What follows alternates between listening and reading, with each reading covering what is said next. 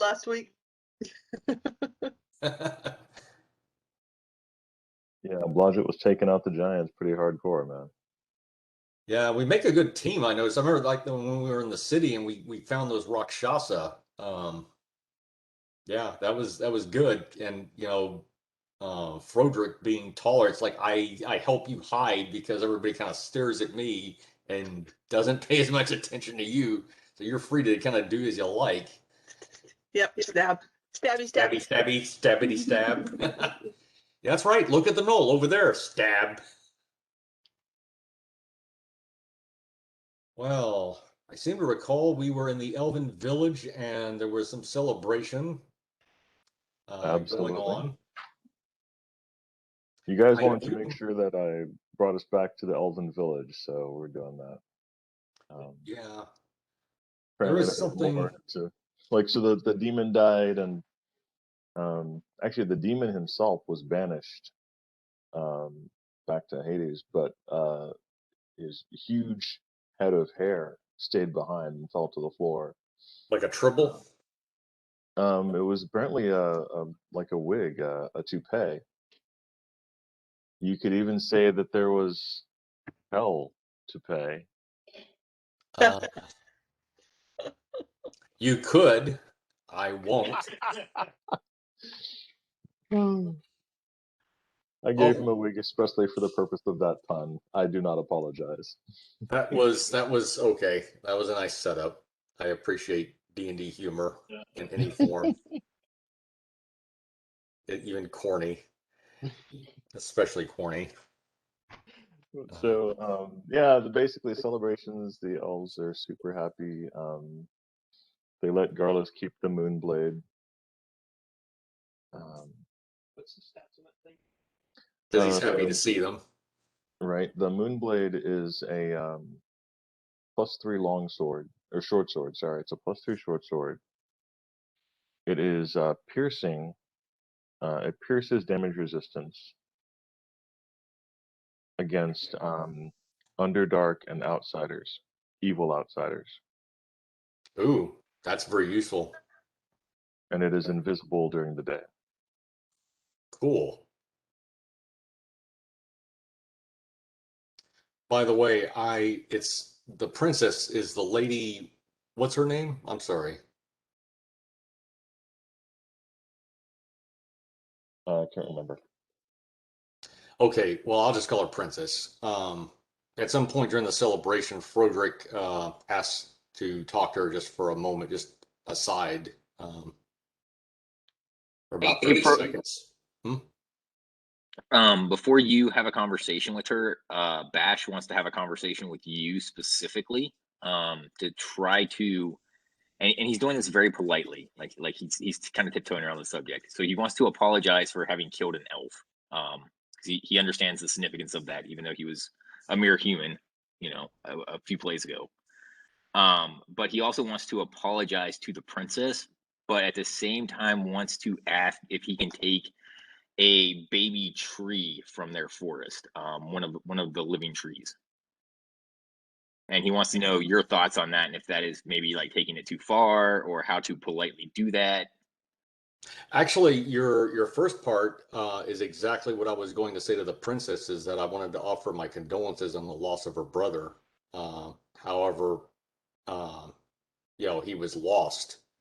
Right. I don't think there's any other outcome of that scenario, but at the same time, I understand that is not one great. thing I would do is, the other thing I was thinking I was going to ask her is, since you're talking to me, Bash, is I want to know about a little bit more about the drow that were responsible for turning her brother, and asking their names and location, and if we should be on the lookout for them, because even if whether we stay here or go into the Underdark, it might be good to have that information in hand one way or the other. Yeah, for sure. Yeah, but that's an excellent idea about asking for a tree. I don't think that's asking too much. I mean, they gave away. Well, and you can assure her that I will. I will obviously ask the other trees too before I take one, and make sure it's okay with them. But hell, you can come with me. We can both talk. Okay, that's cool with me. Bash isn't used to looking at something other or looking like something other than a stupid human, so he's kind of new to all this. Yeah, well, being a dryad, I haven't looked at a picture of a dryad actually. So I guess I should do that. Well, you're looking at one right now. You're looking at Ben. Ben is a dryad. Yeah, yes, I'm a dryad. That's what they look like. That's exactly what they look like. And Frederick isn't. Yeah, this is what a knoll looks like. Is me. And Ben is, and Brandon is what a centaur looks like. No, seriously. He is.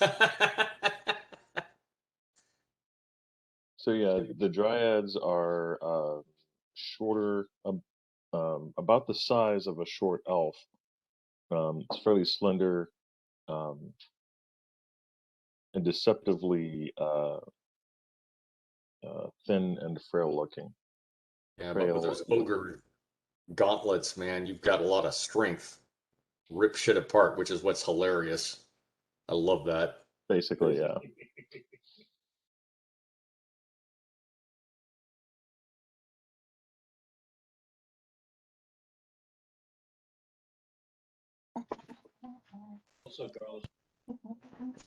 So Vic, it sounds like Bash and I are in agreement about talking to the princess and relaying. I was going to go with you guys.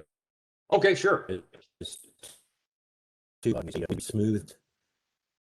If the whole party wants to join, I have no problem with that. I just thought it was what the subject of her brother was maybe a tad delicate, but since we all participated, it's Yeah, we should probably all go.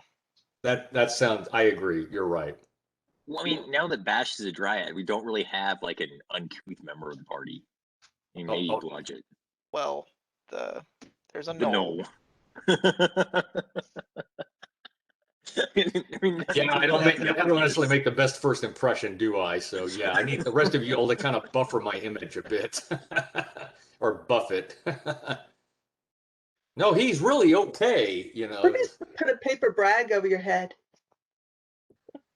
Yeah, I should think of something like, carry a little Halloween trick or treat thing with me.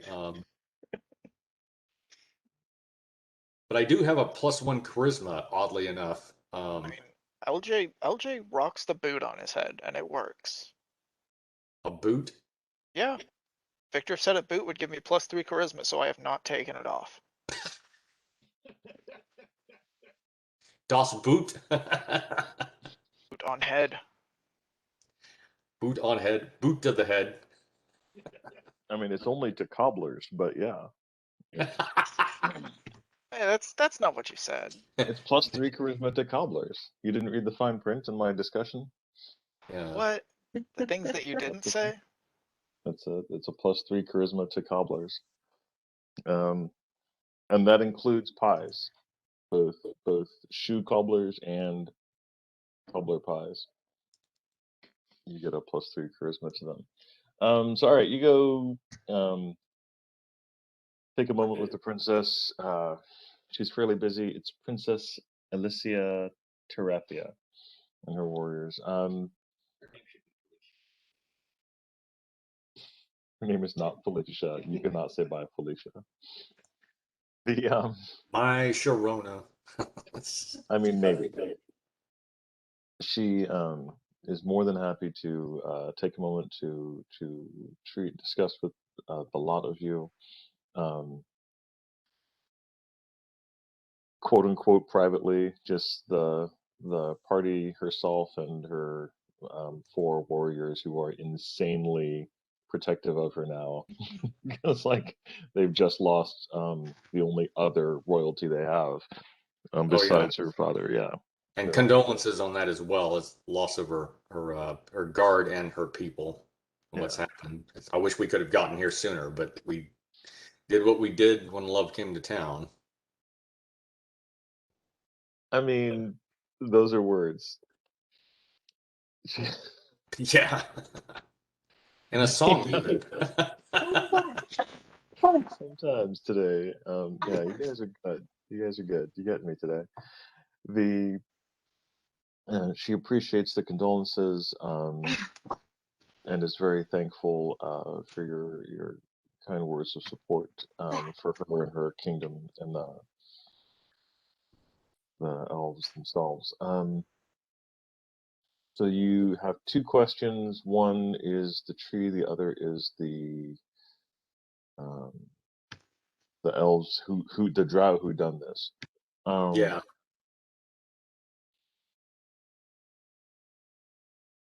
Ben, give me a diplomacy check. Garlis, you said you wanted to kind of help smooth the waters. Yes. With that, you probably have a pretty good chance being a fellow elf. So give me a shot with that one, sir. Right here. He's so smart. Mine was +10. That's a D20, right, Victor? Yeah, it is. Garlis got a Okay. natural 20 with a +10 for a 30 total, so he gives you some pretty damn good synergy here. Okay, I got an 18. All right, yeah, between the two of you, you're solid good. Very solid good. It's like,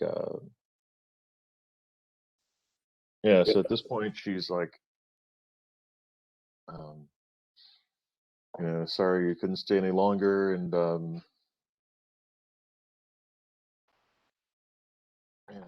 it's you're treading the fine line between let's go ahead and have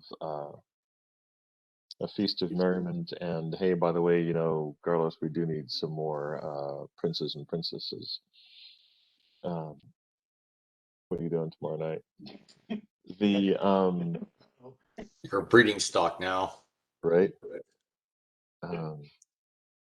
He's got away with the ladies apparently. It's good charisma checks, good diplomacy rolls. But you were doing diplomacy, not seduction. So you're not a bard. So Yeah, no, that we're not shooting for that. He already has his true love. Carlos already has his true love. That's right. So okay, Ben, you're able to. There is a tree that a young tree that's not recovering as well as some of the others. It does need some one-on-one attention and appreciation. So they're willing to part with that one to put it under your care. Well, that is kind of them. Yeah, and so basically they're like, it's a win-win because they're like, hey, you're a dryad, you're one with the land, so we have some amount of faith that you'll be able to support this tree and what it needs, and also we are stretched to the limits with our ability to take care of everybody who's been sick and injured and get everybody back to health. So a lot of work on their end to get things back to rights. So as soon as we are out of earshot of the princess, Bash will whisper to Frodrick, "They gave me their limp wood." And Frodrick whispers back, Master Bash, I have no doubt that you will get it hard again. And that's how you know Bash is still Bash. And Frodrick is still Frodrick, unfortunately. One thing Garlos will do is tender 5,000 gold worth of gems to assist with the rebuilding and the rehabilitation of the village. Because it's kind of Besides, I have to do something to atone for some of the evil I've done so I can stay chaotic neutral.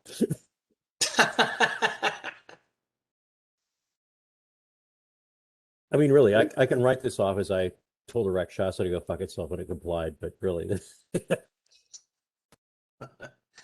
I wouldn't call that exactly evil what you did. Maybe you've done some things that were unexpected, but that's about it. By the way, that is a soul of chaotic neutral. Chaotic neutral, that is an interesting alignment. I'm trying to remember there was a grid that talked about the different alignments, and they pretty much like gave examples, like analogies that help orient people to what that was. I can't remember what it was for chaotic neutral.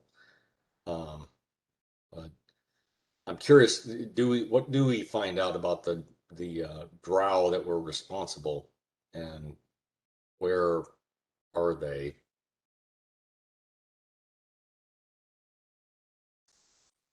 You're muted, Vic. The only name that anyone was able to get out of him was that of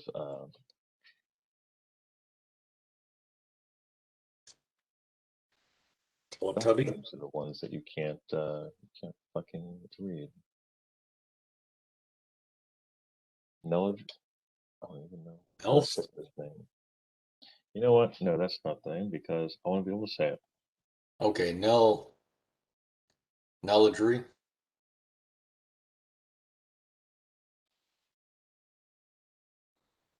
There And you go. That's the name. Nelladine, because I can say that. Nelladin. I'm not going to have my NPCs receive names that I cannot pronounce anymore. Yeah, because that does violate your other rule, tenant rule. Melanoma, yes, that is the name. Because that will automatically make them real assholes to deal with. Well, I mean, that's actually more, it's even better if they're a jerk. Then makes it more realistic. Yeah.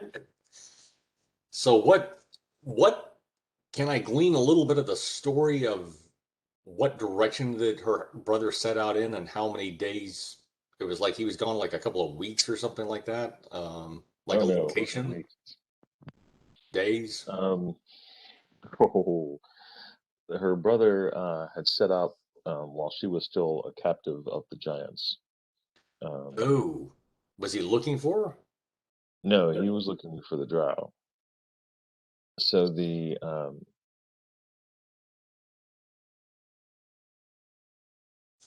village had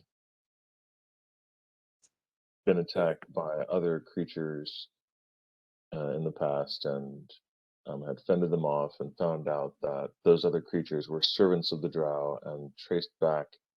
Were basically going to find the root of this invasion that had been occurring over the last several months. Her brother had gone. She was a captive of the giants while she was on a trading party attempting to get to the land of the centaurs, going out west. She was on. So she was out of the picture. Her brother was basically fighting for the entire kingdom and had gone to fight against the creatures that had been fighting them, and then finally fight against the drow themselves. He had been captured. He was with the group. He went with a war party, a sizable one, had been captured, and apparently turned or something had happened while he was there. They don't know the exact specifics of how or what happened. Only that this name Nelladine was in his head when he came back. And what direction and distance did he set out in? Estimate. The entrance from here to the drow is, or to the caverns that they went through, ended in a series of warrens that they had to use a gate spell to get past, or to basically to follow the drow to their hole. So it's not a physical barrier, and the problem is they don't know how to. There's no way for them to get back to fight the drow at this point. They don't have a way to get into the Underdark. I understand. Yeah, it's not just a simple physical logistics problem at this point, but roughly how far it was on this plane of existence, right? Let's establish that. Or it's The best Underdark is not directly connected. It's That's right. It isn't. Yeah. It operates differently, so doesn't it? they got through. Yeah, so basically that's what they're dealing with. And at some point, they were trying to. Her brother came back and was basically like, "Hey, you know what? I'm going to make this whole thing a portal. So that's what he was working on. It was a bad idea. Yeah, so it Yeah, sounds that's like why you guys have such a curiosity about the drow. want me to answer, or you? I can. I don't know. We're hunting them. I tell the princess that we've been having some run-ins with them, and we don't like the pattern that we've been seeing, and we feel like it's best to keep abreast of their movements and basically their political alliances and so forth. Yeah, Yeah. our original job was to root out the giant threat to Cabot Pool, and it turns out that the root of the giant problem is the drow. So Yes, Smile's a smile. It doesn't go all the way up to his eyes and says, "We're hunting them." we're really hunting them now. We're hunting wabbits. Indeed. Be very, very quiet. That's Bludgeon's job. He's got a point. She very much appreciates, and she agrees that that does sound a lot like a drow move, is to, get giants or other evil creatures that would naturally do harm and to do harm under their supervision and command. So yeah, sounds like she's like old. Sounds like the Moonblade could be put to good use in your hands. So thank you. Thank you again for the work that you're doing and all of our best as you guys move forward. If you guys need anything at all, um, we're more than happy to provide for you as best as we can. Actually, there is. Is there some way we can establish some sort of a because I mean we're going to a totally different area. It sounds like where we can send a message back and forth, either conventionally through carrier pigeon or a some magical stream, like something a very short, I guess D&D equivalent of a text, like if she's in trouble or if she's got some information or if we Would need it- to warn her of something. would it be possible to have an item enchanted with a sending spell?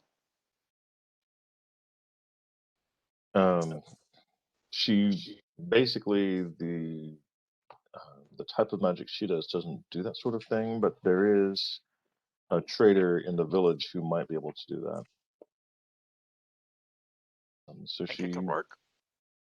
she thinks that I mean, it might. I mean, she's never done that. She doesn't do that sort of magic herself. But she could definitely go with you guys to the trader and find out. Oh, Who by are you the gonna way, call? Drow Busters.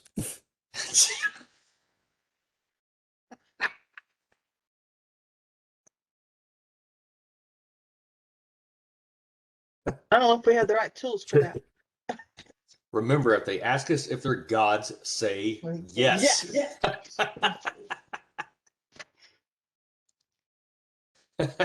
Okay, Victor, can we kind of use a Tarask as a Stay Puff Marshmallow Man or something like that?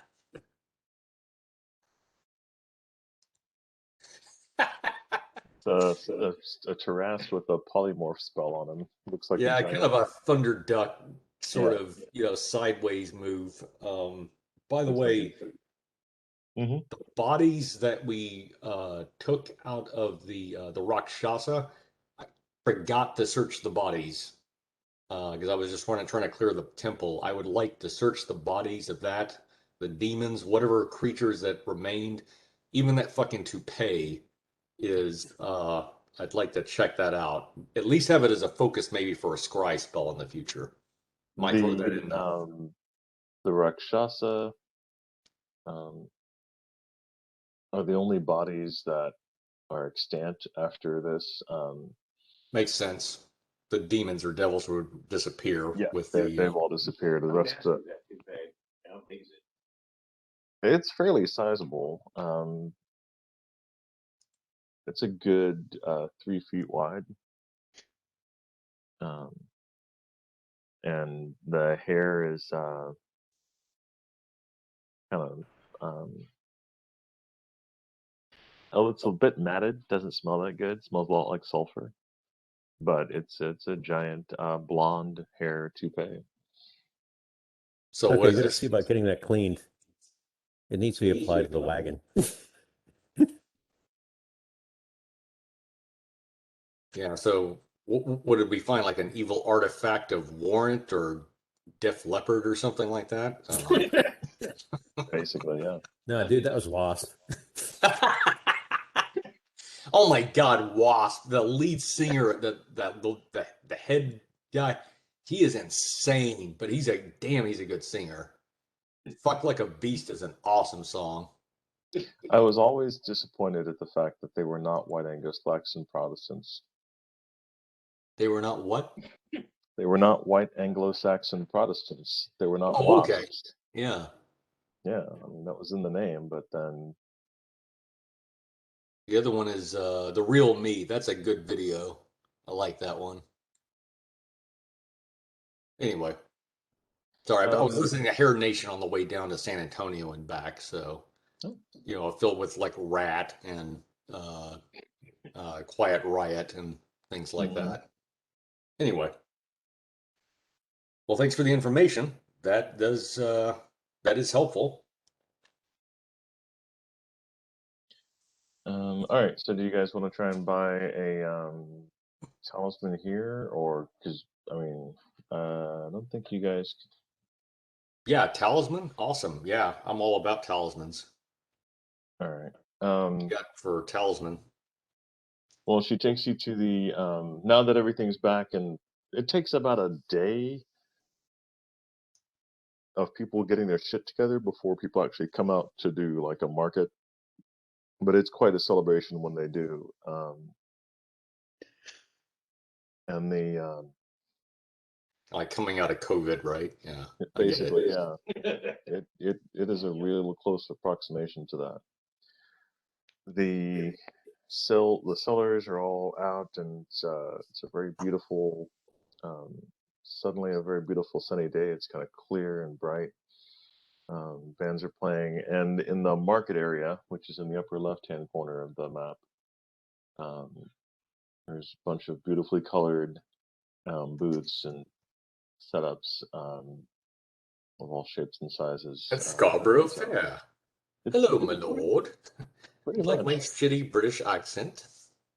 the best.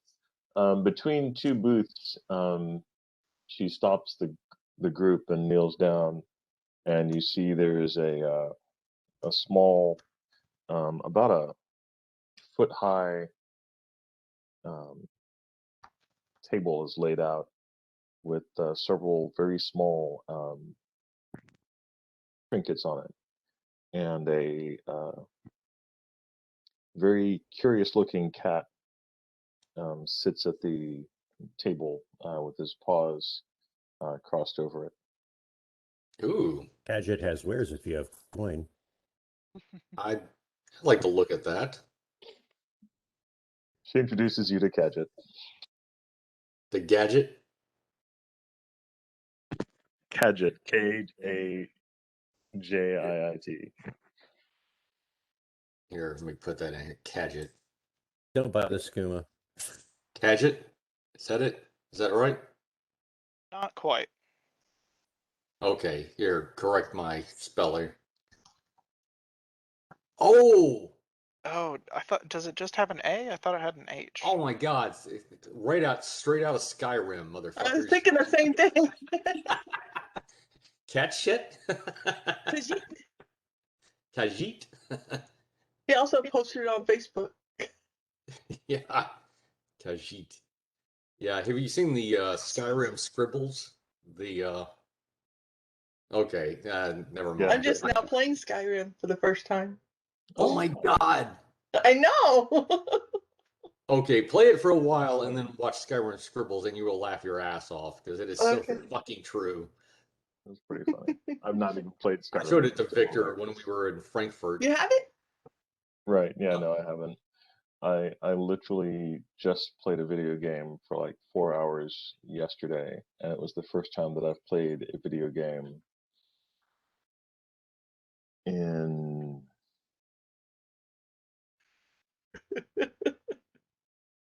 14 Fun. months. 14 months? years? 14 months. 14 months, okay.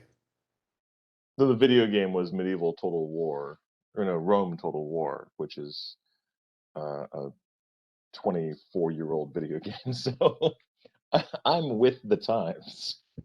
No, that's okay. I started playing The Witcher last week.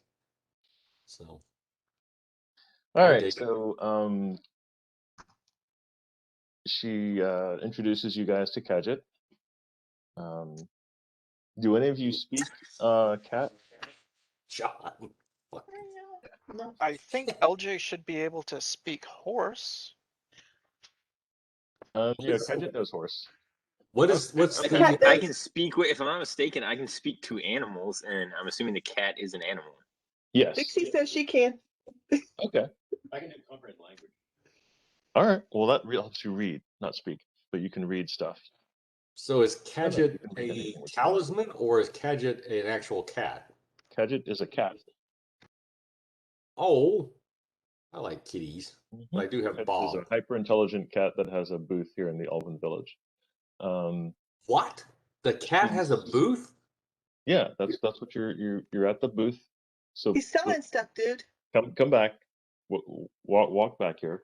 It is a 1 foot tall little table with very small trinkets on it, and Kaajit is the cat who's sitting there with her paws nicely crossed over the table itself. Oh, that is so adorable. Yeah, she's a very adorable Wait. little cat. Oh my God. Let's buy something. I could scream. Oh, Froderick totally like gets on his knees and talks to Kaajit and asks, what? Please tell me about what you were offering. This is amazing. She looks at Froderick, doesn't quite understand him entirely, but when Bash and LJ start speaking horse and just general animal conversation, respectively, or no, reverse that. He's able to understand them. And she asks if she understands correctly, she's like, if I understand correctly, you want a rock with a sending spell. Now, do you need to be able to send to the rock, or do you want to send from the rock to someone else? From the rock to someone else, Yes. Okay. if you please. He says, yes, I can house rock. And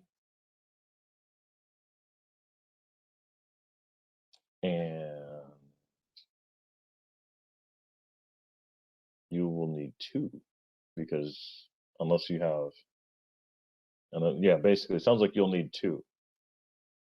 Okay. Two would be handy. It would mean I wouldn't have to burn a sending spell in response. Yeah.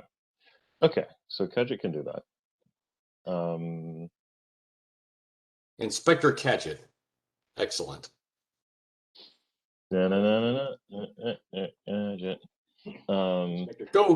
Kaajit. Inspector Kaajit. Kaajit is able to sell you 2, but Kaajit says you will need coin. Well, of What course. kind of coin do you have? All kinds of coin for you, Kaajit. Any kind of coin you can name. Just take a bag and just like dump onto the not on the Never say table any. directly, Any but leaves just too many openings. open it up and just whatever appeals. Just go ahead, put your paws in there. I'll give it to you. Don't just overpay the cat because it's a cat. I'm a sucker for cats, man. It's like Like, oh, one you're a of my cat. Here, ex-girlfriends. take some money. This thing is so cute. I can't stand it. Okay, I will give it everything. Okay. Minus okay, 5 versus cats. Yeah. Okay, so when we get back to the tavern, I'm going to open up a little area of the tavern where it's just cats and they just walk around on like a stage, and then people can give them money. Dude, seriously, when I was in Seattle, there was a used bookstore, and they had fucking ramps and like the trolley, like for trains, but they had like in between the bookshelves, they had bridges, and there were like 10 or 15 cats in there at any given time, and they were like all over the damn place and all, going up the ramps and going on the top of the bookshelves and crossing And the Joel used to bridges. stick money into their bikini bottoms all the I time. did. I lost a lot of fucking 20s in that bookstore. Never bought a book, but um, love kitty cats. Oh my god. Kaajit prefers platinum pieces. Do you have platinum? We have platinum. Oh Okay. yeah. 3,000 platinum will get you 2 shiny rocks with sending spells on them. Okay. Find some catnip in the forest for Kaajit. Ah, Watch her just go catnip. kind of nuts. I will put 3,000 platinum on the table. All right, Kaajit is happy. Because now she can get that extra special kitty litter, Mm-hmm. the food that Raven eats. The good shit. Mm-hmm. Literally. Kaajit appreciates your patronage, and recommends. Kaajit looks and says, Kaajit does not see a cleric amongst you, except you, Mr. Fighting Cleric. She looks at the centaur. Would you be in the Sorry, market the dogs are barking. Hang on. Would you be in the market for healing potions? Healing potions would be quite the boon to the party, yes. I'm full up on them myself, but y'all, yeah, help yourselves, man. Kaajit sells you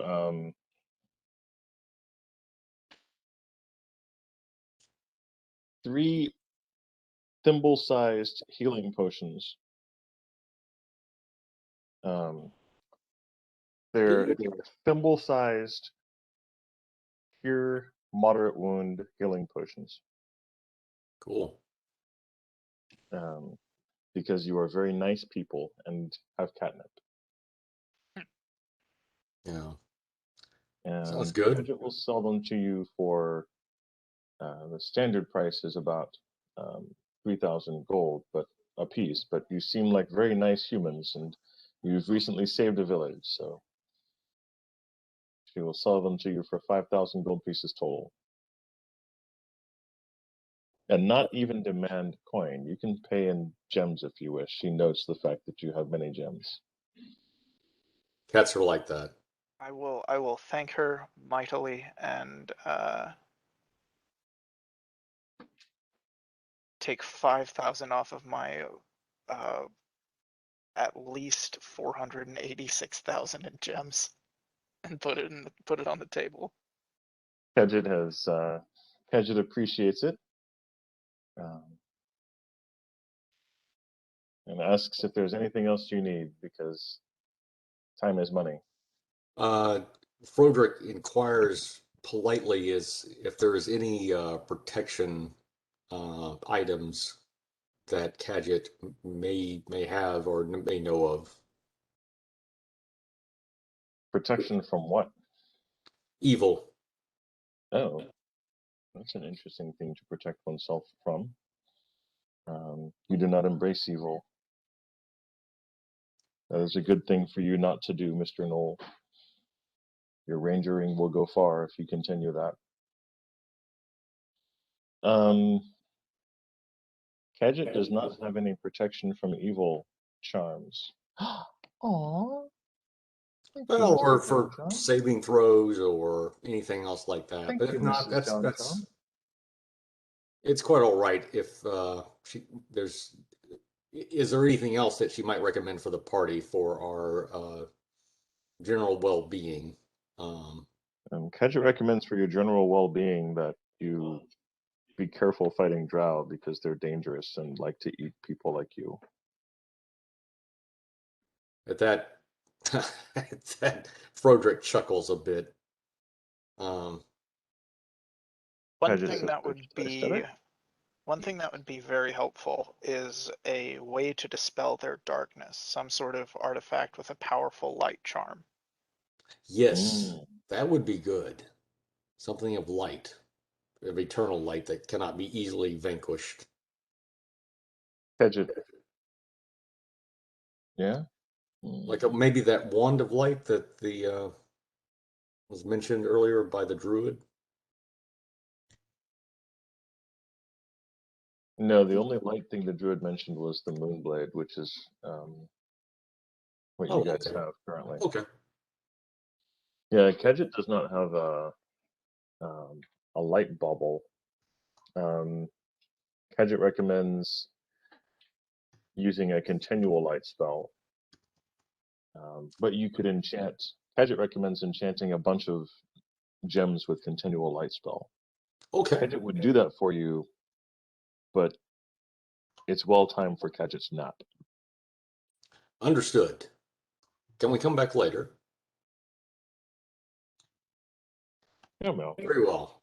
A pleasure to meet you, Kaajit, and also a wonder as well. I have never bartered with such a fine and intelligent feline before. Kaajit nods and says, "You are still young." Yes. Yes, I am. Kaajit looks over at the princess and nods to her as well and says, "It is always a pleasure to see you, princess. Kaajit is pleased to see you again today and have you healthy and happy." After Kaajit departs, I ask the princess, may I inquire roughly how old Kaajit is? She says, "The cat was here when we made the village." And how long ago was that? I'd have to ask my grandfather.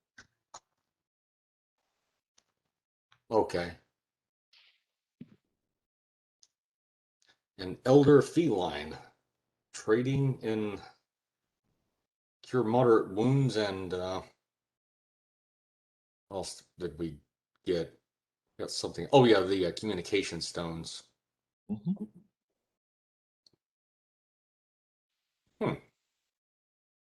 What a remarkable encounter.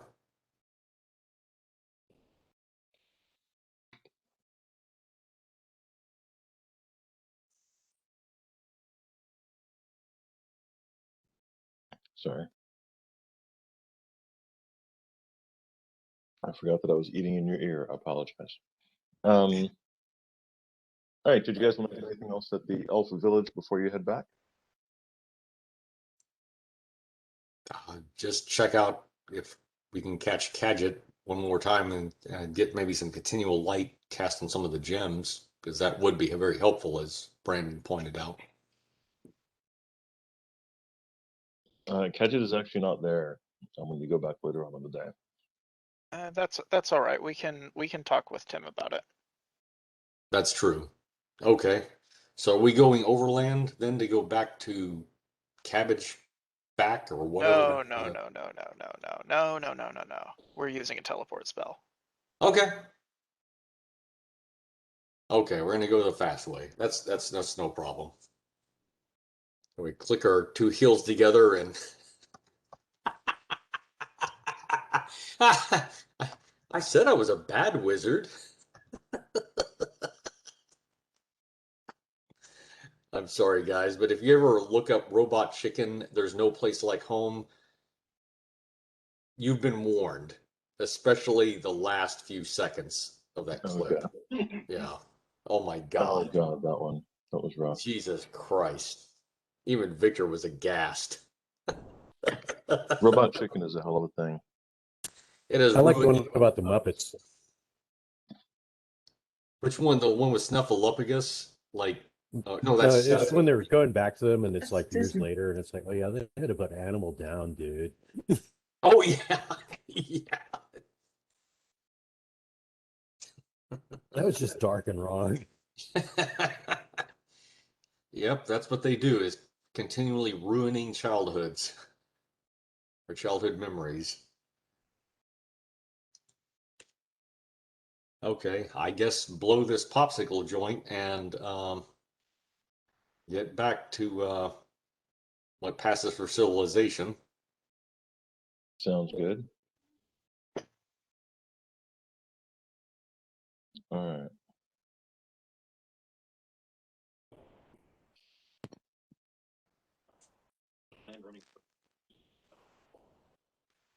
It's at a premium at the moment. You haven't discussed that concept with anyone yet. What's sorry? Oh, John was asking how much land is per acre back at Cabot Pool.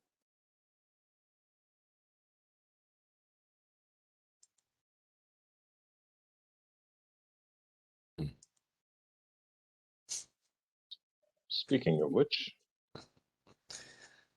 Yes, Carlos is an inside trader. all right.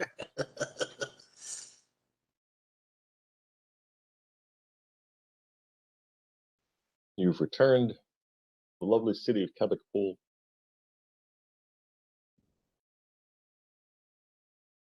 So what, like 2.5 weeks have gone by? I'm guessing from the sea voyage, and well, more than that, actually, it'd be 3 weeks, I think, Yeah, by now it would be by now about 3 weeks have passed because since we had you that journey from the port to the elven village as right, well. like 3 days, 3 or 4 days. Do we notice anything unusual in Cabot Pool when we get back? I haven't updated the map to reflect this, but this entire wall is missing. And it doesn't look like it was done in a pretty way. Okay, an attack of some kind. Sounds like inquiries, questions. Um, Anybody do want to gather information? I will Whoever's get my good at it. dice. It's I'm a not- sufficient Just finish, I rest reckon. break. I don't think the rule would have to be very high to ask, what the fuck happened to the wall, but yeah. I mean, the other thing too is we might just be able to go back to the tavern and we might already have the information there for us. Yeah, it's probably on a milk carton or something. Have you seen this wall? It seems to be missing. What happened here? Yeah, $500 for its return. Lev's tore down that wall. Lev's gather information check is a 28. All right. Garlos quickly finds out that the wall, the entire section of that wall was supposed to be taken down and moved, but it disappeared in a day. LJ digs a little deeper and finds out that some people are blaming a wizard who was annoyed at the sound of workmen working on the wall. Tim? Nobody knows the name of the wizard, and nobody can find any wizards in that area right now, so they don't know what happened. Sounds like we should probably go see Tim ASAP, and if we can find him, and ask him what he knows. Well, you know where his shop is, but shop doesn't appear to, like, literally it's not there, and it looks like it's never been there. Like, you walk from shop 1, 2, 3, and there's like all the other shops you recognize, and Tim's should be right here, but it's not, and there's not another shop in its place. It's just not there. Like It's the just map like that you have right now of Cabot Pool is what you've got, and it's like instead of the shops going 1, 2, 3, 4, 5, it's 1, 2, 3, 4, and there's no Tim shop there. Yeah, it's just an I empty get that. lot. Dimensionally, he's dimensionally gone. My next move would be for Froderick to go see the druid, and after I wouldn't immediately ask him what happened, but just ask how he's doing and just kind of observe quietly. And then eventually went around to the subject of the druid has noticed anything. Seeing the druid is he's super chill. He seems to be in a very reflective, quiet mood, even for a dwarf. The druid is Hi. it takes about 2 hours to get to the point of conversation where you feel comfortable enough to enter into something new about what happened to the fucking wall. Understand. And the druid says,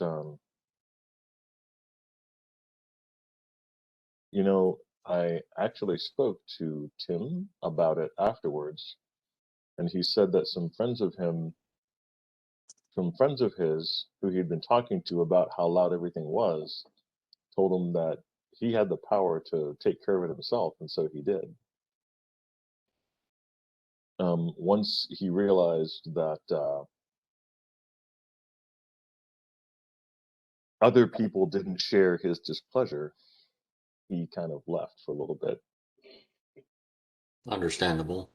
I also let the druid know just casually about our adventures with the elven town that was under attack. I stated just pretty objectively, very little emotion, just Wow, Tim, what we bad found. taste in poor execution. What now? I was saying, wow, Tim, bad taste and poor execution. Effective, but not in a decent manner. Carlos is in awe. Tim. Okay, I'm not a Tim has his wizard, but isn't there moments. like a silence spell? Why didn't he just cast a silence spell over the construction of the wall so he didn't have to hear the noise? Seems So like a while rookie you guys wizard were in mistake. town talking to Tim, that's what you suggested he do, and he doesn't have a silence spell. But he So he has just a removed the source of the noise, which was the entire wall, figuring that it'd be cool. You guys had great ideas. I mean, I don't blame Tim for this. It just seems It like is- there might have been a better solution. It's not the worst reason we could be missing a part of the wall. I'll No, it's say not. that. So we come back to Kavik Pool and find some irritation has occurred, basically. I get it. What is it? All right, Yeah, go ahead. I was just gonna say Bash is gonna go to the tavern and plant his tree and play with his wood a little bit and see what happens. I have no idea how that'll turn out, but I don't either, but we'll see. mm, mm, I do. He'll get by with his other computer.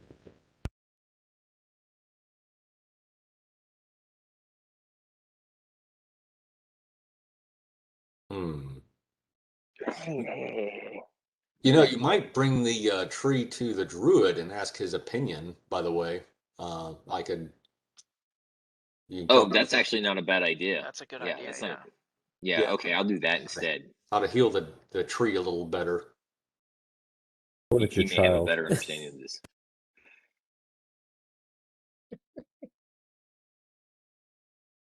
So, Yeah, are you that's a telling good us idea. seafaring tales, or are you just masturbating under the table? Arr, you discovered me terrible secret. Never been near a boat in my life.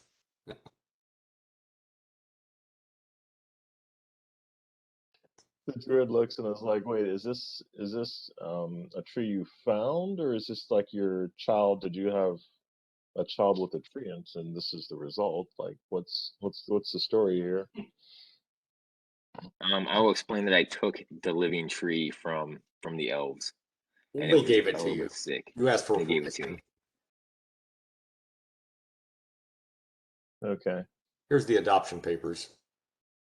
So yeah, once the druid verifies that you did not make this tree with some other hussy, But he has his eyes. I mean that's kind of what the druid is curious about. It's like, the tree looked a lot like you, so sure you Oh, didn't make so this you tree? just think all tree people look the same? Is that it? How very woodist of you. All right. So, Arboreal bigot.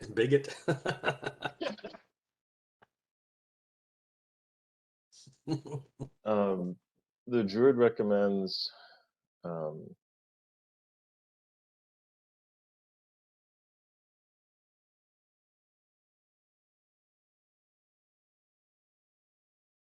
basically there's two ways you can go about this. One is a little more, and they're both. He says that the tree has a bit of a demonic root inside. Is the problem? That's why it can't grow back out as well. Oh. From the stories that he's heard from Froderick and the rest of you fill him in, he says it sounds like this tree was very close to the source of whatever evil was created when um, the elf tried to take over the town and pull it into hell. He says the best way to create a kind of a poultice for this tree is going to be able to take some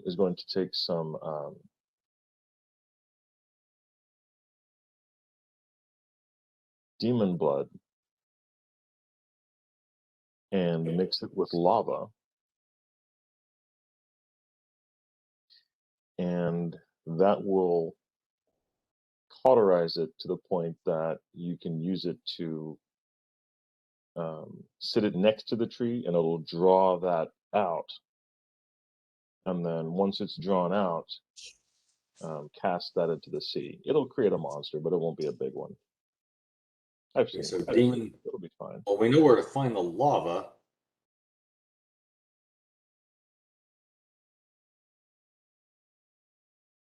But the demon. blood- Arguably, we knew where to find the demon, but we kind of got rid of him too fast. Yeah. You gotta keep it around. I still have the wig. So what happens to the tree if I do not, if I don't do this and I? Any blood on that wig? Yeah.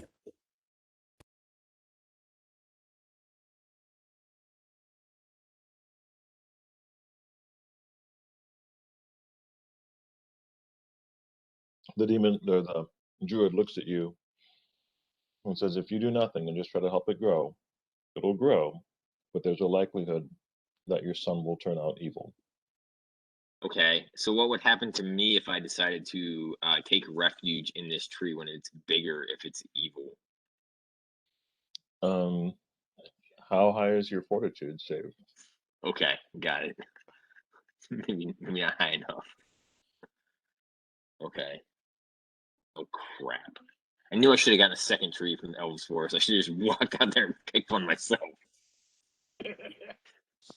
The only other place I could think of for demon blood is to go back to where we fought El Clavdria and took out the two demon forms, but What about the spaceship? Well, we blew that up. Never mind. I feel like there might have been some demon blood in there, but it might not have been the right kind either. I've got a pretty good feeling we're going to be encountering more demons further up, whether we like it or not. So there will be an opportunity. I'll just bring some. It's a Oh, I was just gonna say it's a small tree, so I'll just take it with me for now. Like I'll get some. it. Victor, in addition to getting some glass vials, if I can, or I can wash out the ones that have the fire giant blood and put that somewhere. Also, find some vials of steel or metal, something I could put the lava in, because the coefficient of expansion of glass, if you put lava in it, it's just going to shatter. We have like an iron cup of lava that we have to run back from. Yeah, I just like to be able to collect the lava from the third level of the dungeon, provided we go back there and decide to face or one or more dragons. So there's at least one dragon there we still haven't dealt with. I mean, I'm assuming there's some other good stuff. Brandon, thoughts? Are you wanting to go visit the centaurs first or after the fire giant? Well, we've kind of got a responsibility with this tree now, so let's take care of that first. And I mean, this whole centaur business can probably wait for next time. Okay, I'm fine either way.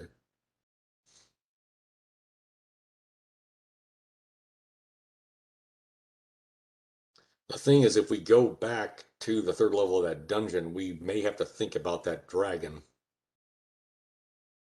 True. Well, I mean, don't we want to get rid of the dragon at some point, or do we just want to know that there's a dragon in that dungeon and let it be? It would probably be kind of dangerous to leave a known red dragon around the town. And, well, I mean, Bash is originally a dragon hunter, so you know, Bash kind of wants to go take on this dragon. So Okay. I'm down with taking on the dragon. It's gonna Well, Not suck. saying we have to, but you know, not saying we shouldn't do it in the smartest. I'm just saying that if we decide to take on the dragon, we need to commit ourselves fully to it. We need to do everything we can to maximize our chances of success without excessive casualties. Fire protection. Okay. Well,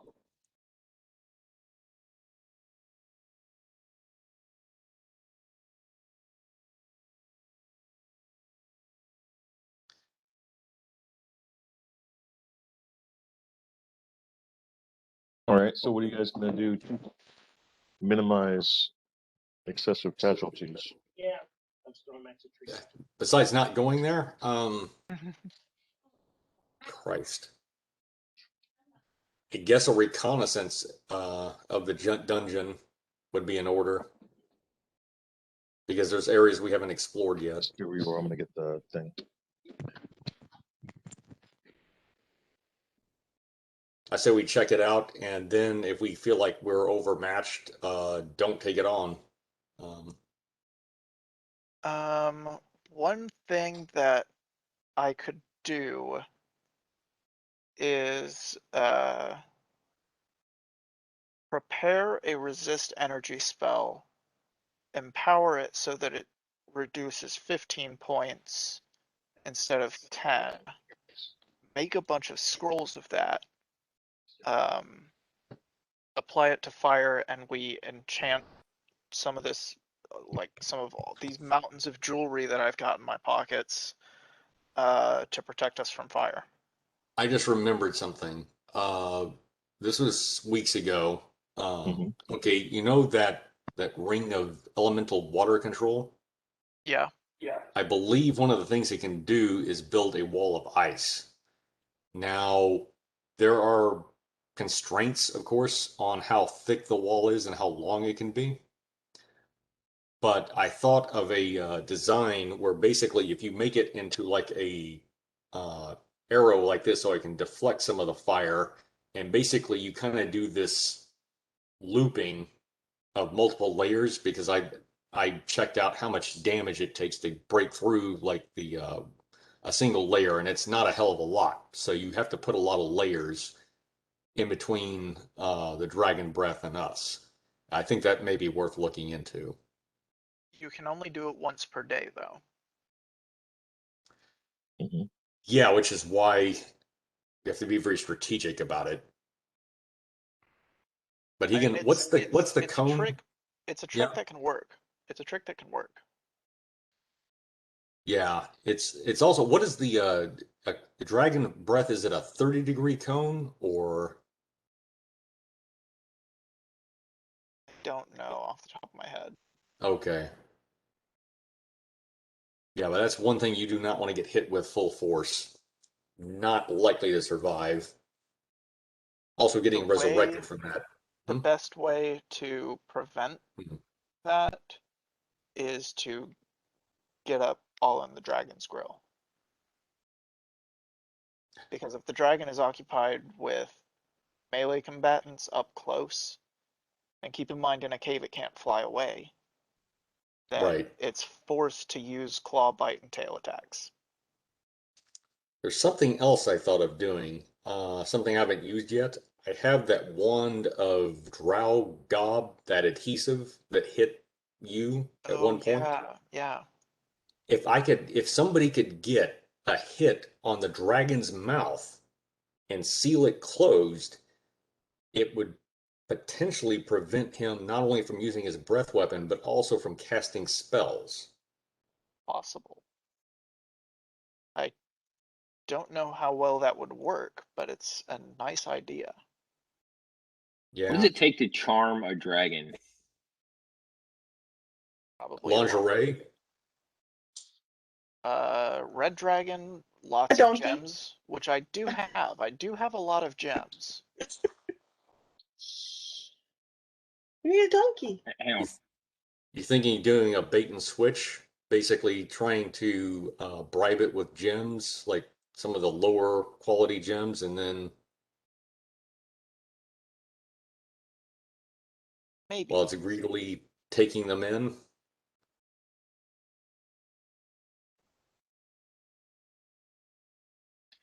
What's the alignment? What's going to be the end to that diplomacy that we're using as a means? Well, no, I was just curious. I have the ability to charm creatures. Okay. So I was just wondering, like, can I charm the dragon and just get him to leave us alone, or jump off a cliff or something? You know. I doubt you That would would be be able really to hard. make it hurt itself. Also, you'd need to be able to charm monster, which is a very different spell. Okay, gotcha.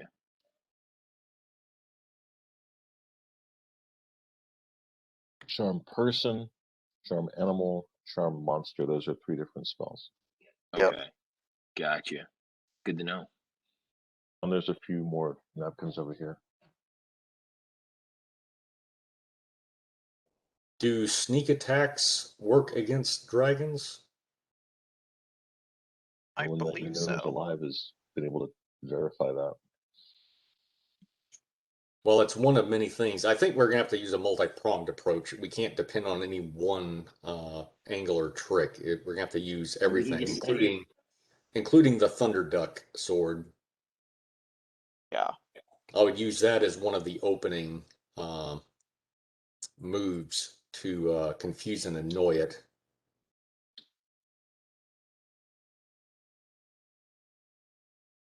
Of course, my arrows will probably not be as effective hitting through a flock when they're that thick, depending on the range. But of course, I'm not depending on my arrows to take down a dragon. They have a pretty high armor class.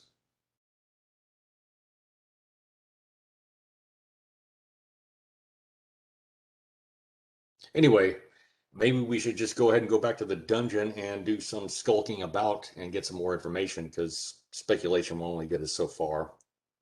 Yeah, and another issue that we face is that we found, I believe, 4 dragons, 3 or 4, and we've dealt with one of the false ones, but there's still 2 or 3 more. There's two. Blodgett saw 2. Yes. Blodgett saw 3, one of which was an illusion. Okay, Tula, yes. hiding in the side cave around the corner. Right. I just didn't go back over there and make sure they were real because, I'm Blodgett and I'm little.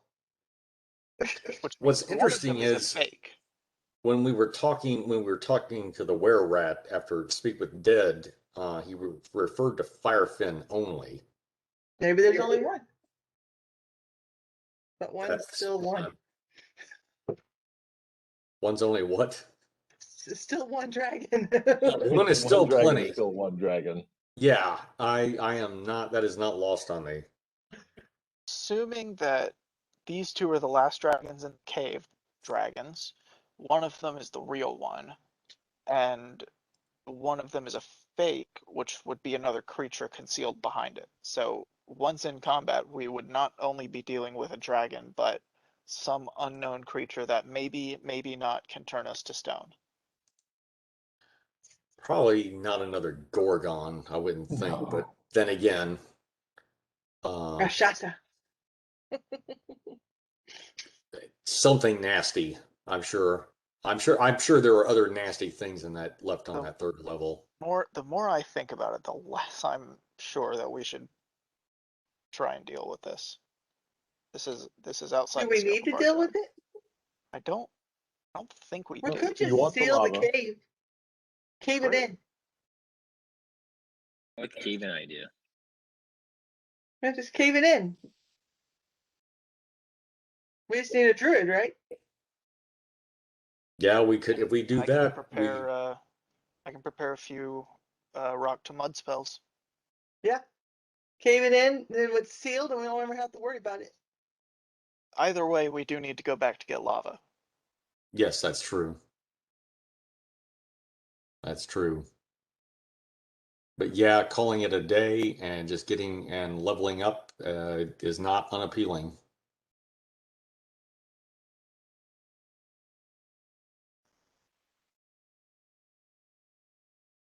Of course, I hear the Sir Robin song in my head. How much We lava do we should- need?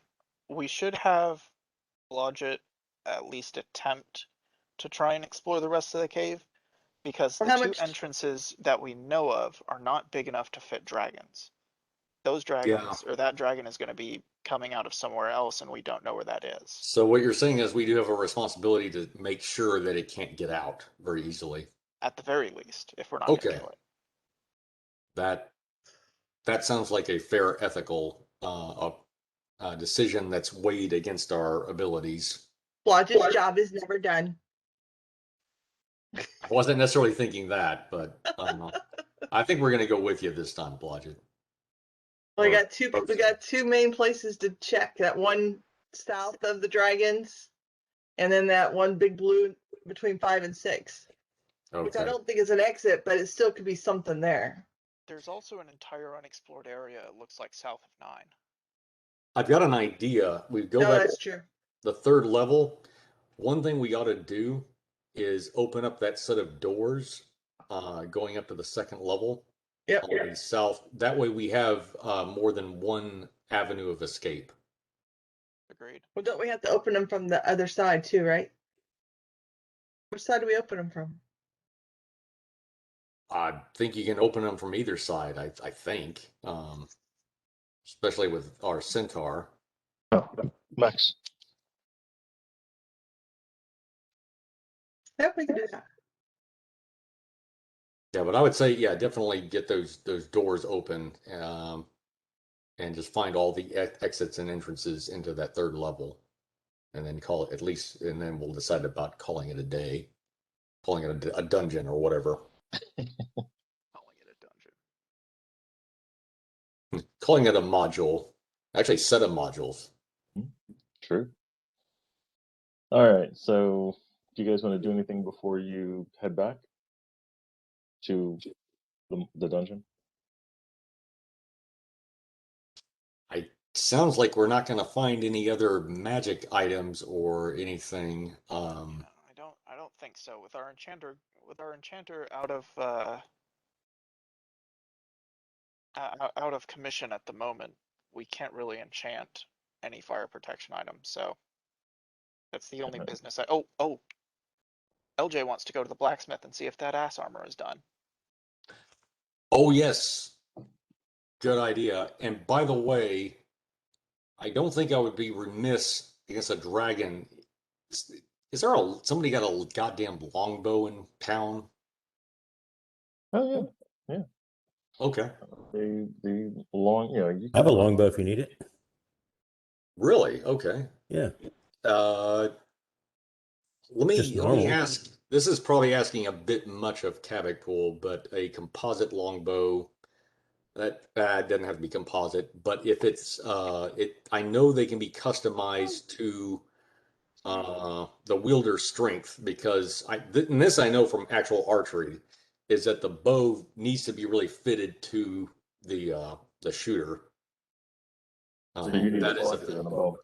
And since I started off as a dwarf and ergonomically I'm much larger as a gnoll, and I'm stronger as well, it would be good to find a bow that fits me a little better.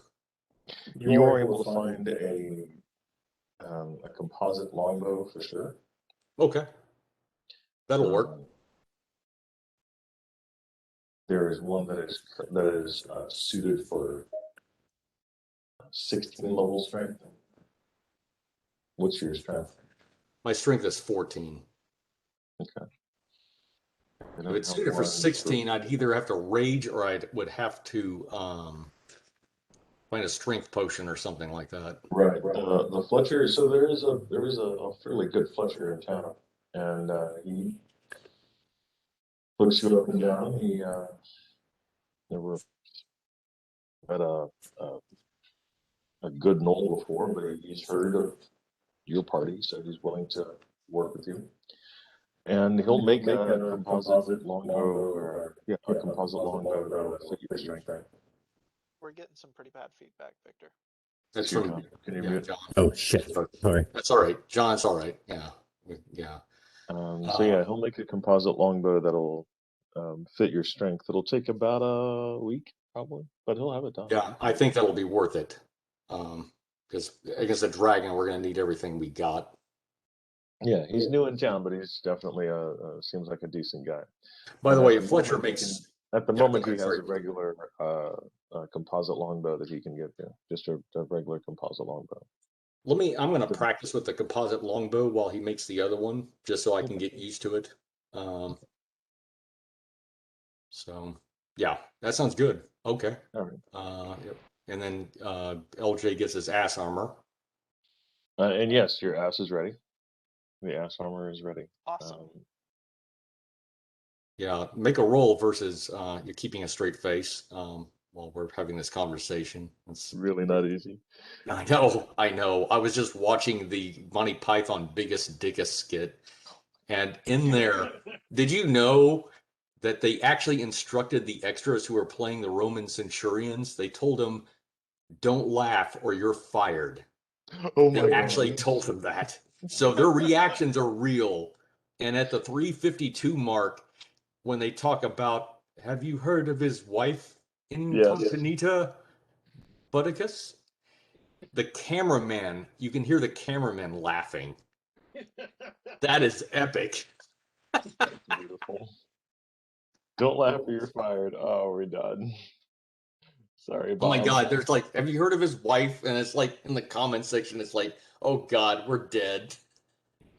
He has a wife, you know. Her name is Incontinentia Buttus. Oh God. All right, yes, you're able to get your ass armor. And remind me, so what type of ass armor were you buying? Geez.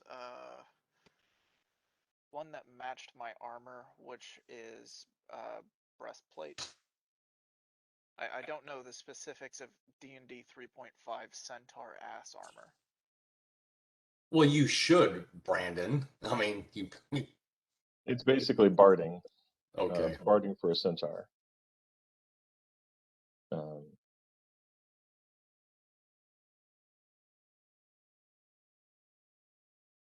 Brandon, I'm surprised it's you. Look, they didn't write this stuff down. Dude, I'm fucking with you completely. I have nothing but respect for your knowledge of D 3.5. You can run circles around me. You still do, so. So Brandon, look up plate barding. Okie doke. Plate barding at 3.5. It is not magical, so you are going to have the armor check penalty of plate barding. Oh well. All right. You're able to teleport using the chain and the lever combination. The chain teleports you to the opening of the frost giant jarl. The ice caverns are still super cold, but nowhere near as intimidating. You do see some dire wolves that recognize that you're probably not good food. And you get over to the lever at the base of the frost giant caverns, pull that, and teleports you to the opening of the fire giant caverns. The huge doors are still there as you left them. You're able to go down through the first level into the second, a little maze of different jail cells and large areas where you laid waste to the giants. And you get down to the little side portal that leads down into the third level that you've taken a few times in the past. And the first thing you notice is the stench. It smells horrible. Walking up to that area, up to that room itself, smells unbelievably horrible. Which part, Victor? I'm sorry, So you're on the second floor. Okay. You're going to the area where I'm gonna pull it up real quick. Visibly, it's a thing. Carlos is going to take a rag and soak it with wine and throw it over his face so he can breathe halfway reasonably. Sounds good. So yeah, see where this little smiley, frowny face is right there? That's where you guys have been going through. Right. And most of this wall between 8 and G is missing because of the right, the disintegration spell from the Titan. Right. But where that's actually it is a very appropriate frowny face. Where that frowny face is a mass of putrid fire giant bodies and boulders that have been stuffed into this area and fill completely that opening. So somebody stuffed a bunch of dead fire giant bodies into that passage going down to 3? Yes, that is exactly what appears to have happened. It's a welcome mat. You have one. It's we're in trouble, Matt. Yeah. I would say that's pretty accurate. We're not alone. Victor, I'd like to make a tracking roll to see if I can figure out what may have stuffed those bodies in there. Was it other giants or some other type of, damn it, entity? Drop a dice, but I can get it later. I have one word for you, sir. Decomposition. Gotcha. Therefore, fuck. Even in that, there's no. The body has been decaying for the last 3 weeks, maybe 2 to 3 weeks. This body's been here.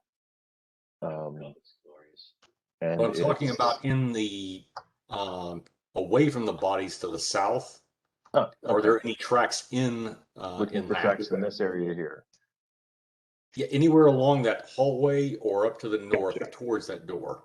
That you can totally do. Rock on with that tracking. I am rocking on. And that is okay, that's pretty good. Looks like 25. Yes. Okay.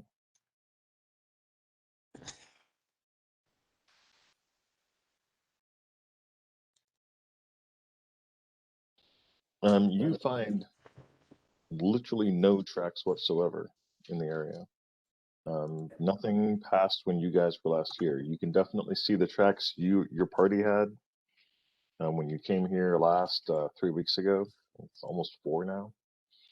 4 weeks ago because you spent a week in Kaajit Pool. So it sounds like it suggests that these bodies were pushed from inside from the third level up that ramp to the second. Is that a reasonable? Well, that is where we left them. That is where you left them, and that is a reasonable theory. Okay. Not absolute. I won't hold you to it, but I just thought I'd ask. Hold on. Let me grab my dice here. Roll for reasonable. Are there any entrances to the next lower level down? Yes, there's a very large passageway leading down over here. It says down to number 3. Yeah, it's the one with the double doors.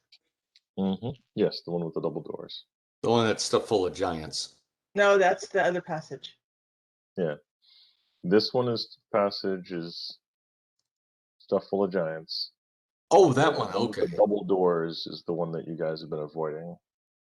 Okay.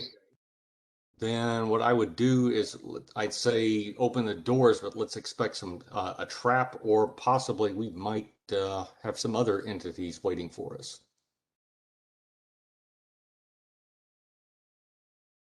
Sounds like we should put our party order or something.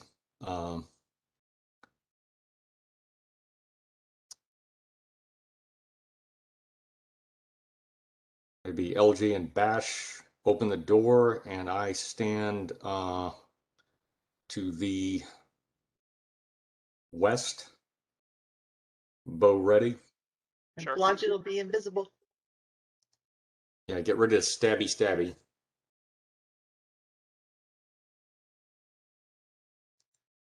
And anyone else who wants to be where they want to be.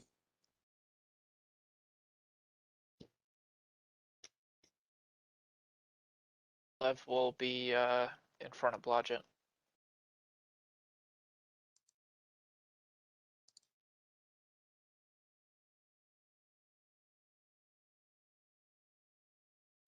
So I am.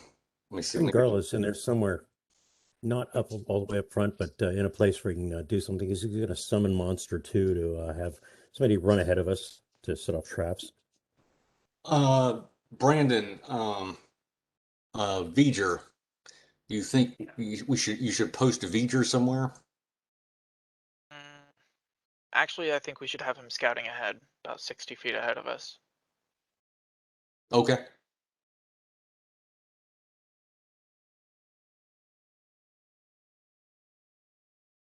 So are we about to open the door? Is that what I'm getting? Yeah, the phrase scouting ahead, you're at a double door that's currently closed. Do you want to send V'ger through the double doors, Brandon? If there's a crack in the doors, then absolutely. Yes, there is. Okay, then we'll let him go first. Okay. Very slowly. V'ger floats on through. Remember the panther. Well, he feels infinitely more safe here than he did at the last place you guys were at. So your spider crawls through and floats along through the door, the short corridor. Not a lot going on. It's pretty quiet. He's like, it's all clear. No problems. It's all good. And there's a big pair of double doors at the end that you guys have gone through in the past. He looks around. He's fairly certain he might be able to get through the double doors. Do you want him to try? Battery's broken to his tablet. All right. Oh, well, I can actually just go back to this one. He can't.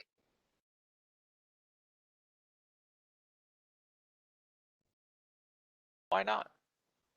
The crack that he thought was really small has some gunk in it.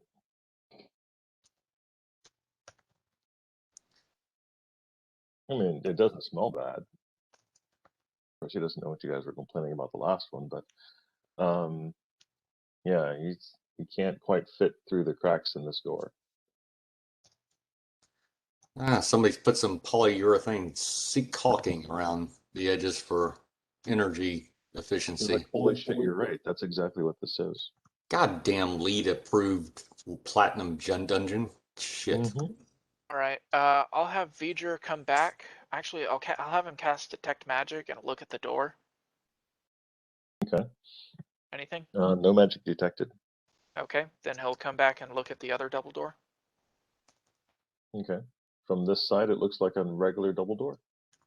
Okay, then LJ will crack open the double door, and Lev will suggest to Blodgett that he go in and try and dig out the gunk in the crack in the door. Sounds like it's been glued shut. When you guys open this door, the wave of miasma hits you. Ooh.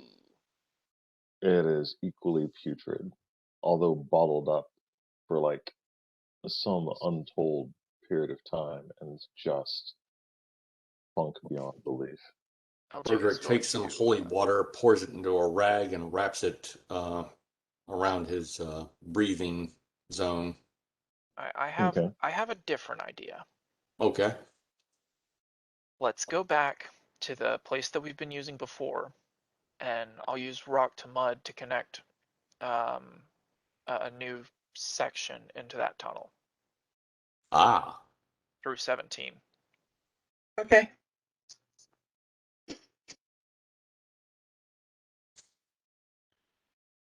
Still gonna put something in my nose Advisable. Yeah. and around So my you're face. saying you're gonna Yeah, I'm gonna try and go through the corner of 17 there. We'll dig that path through 8 to 17, and then from 17 to that staircase. Oh. Clever. okay. We have to dig a little bit downward, too, or aim it downward from 17 to the passageway.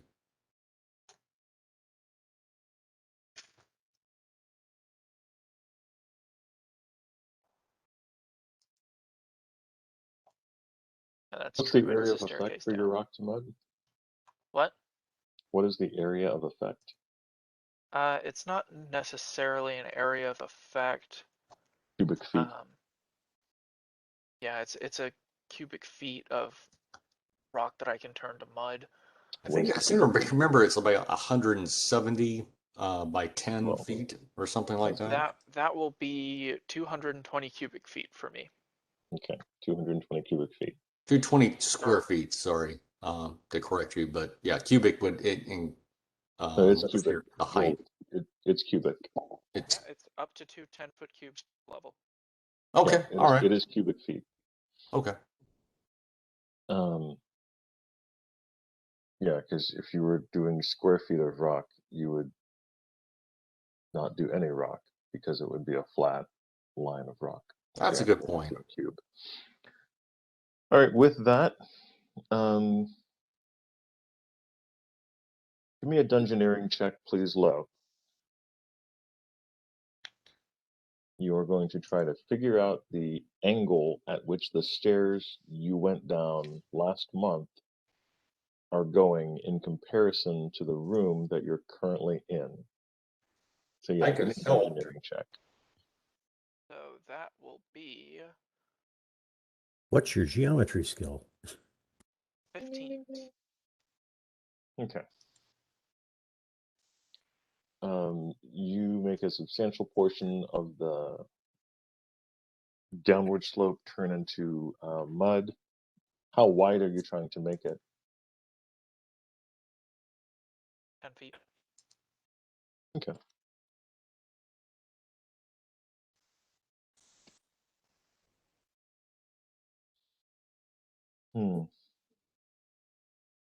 You are going to be able to get to, yeah. When you do it, you hear an audible pop as the pressure in the room changes, and the mud starts pouring down the hole that you've just created. I suggest we stand and listen a little bit before we proceed. Yeah. Maybe you can hear the mud flowing down, rivulets of flowing down like a river, like a slow, muddy river, which it has just become, because you've got, a couple thousand cubic feet of mud that have just been created, flowing down into the area below it. Can you send V'ger ahead here in a little bit and check out down to the 3rd level? See what's waiting. It takes about a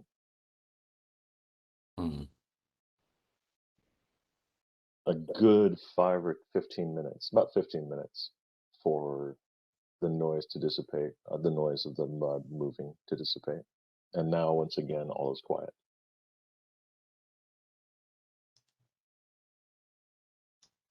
Okay, I'll send V'ger out to scout what's around the 3rd level.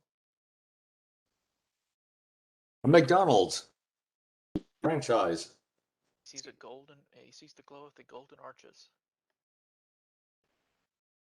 Does indeed, except that he doesn't. V'ger comes down and sees the mud flowing over the stairs, and behind him, he sees a couple of boulders and some giant carcasses pushed in just beyond the boulders. Sucks for them. And below, in the area below him, it's the river of mud that basically is flowing out throughout the bottom area of the dungeon. Pull back a little. All right. I'd like him to do a spot check of the immediate area, specifically looking for any drow hiding about. Sure. 22. All right. He does Probably not not see gonna any be drow enough. hiding about. It's actually,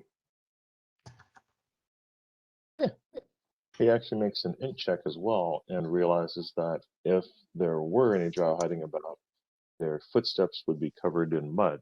And he looks down at the ground and does not see any sudden footsteps occurring. Right. Any leg holes in this, still about a foot thick, deep puddle of mud that has just arrived. Okay, well. Looks like there aren't any drow at the very bottom of the staircase. I'll have him scout the immediate area of 15.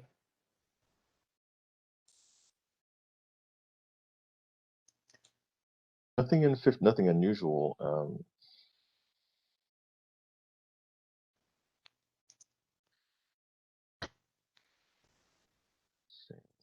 Center our song feature. We'll pull back a little bit more. Nothing unusual in 15. You have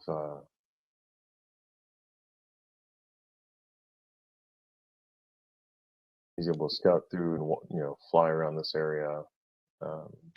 Doesn't see and nothing unusual besides the fact that it's all covered in mud.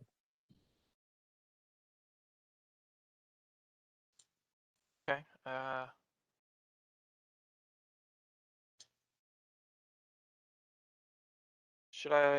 Do I need to make another spot check for searching around the little tunnels there leading west?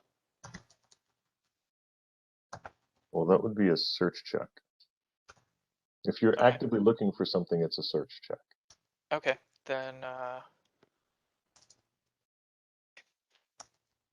pretty sure his search is +6. I think I've got his character sheet here. Yeah.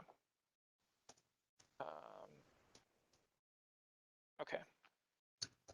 Then I am searching for drow. Okay. Give me a roll. 23. As far as V'ger can tell, there are no creatures down here at all.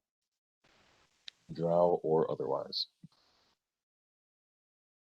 Then I will move north along our path to the lava. Okay. Lava do we need? No.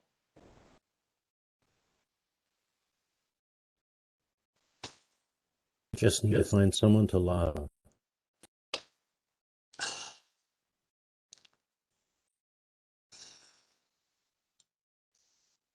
Roll a spot check, please. Me or V'ger? No, V'ger, actually. 20. Ooh, Okay. 20.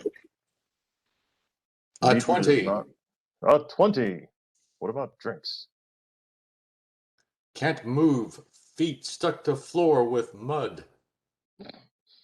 Once he gets out of the muddy area, he doesn't see anything unusual.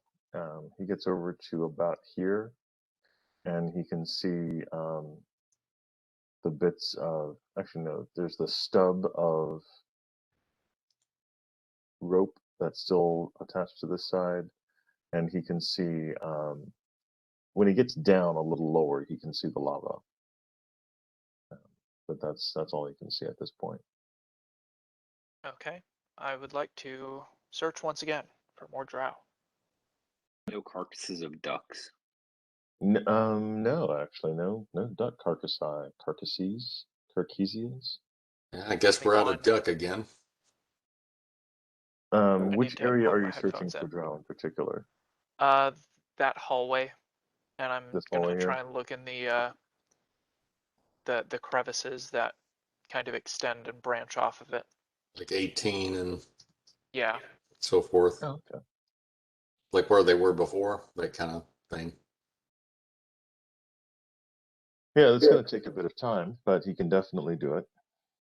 I'll take the time. Not a problem at all. Um,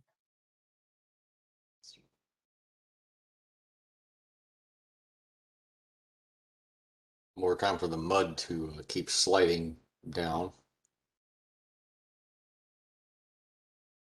when he gets I over to think we here, missed he spots a raven tucked up into this little niche right there. Seems to be cold chilling, but he does not spot anything else going on over here between here and that whole area. Okay. Does he want to go into 16 as well, or is this? Yeah. Let's go into 16 and do a search check there. Okay, give me a separate search check for 16, please. Nice. 25. All right. Or wait, no. Nothing unusual found in yeah. 16. Okay. Then we'll search 19.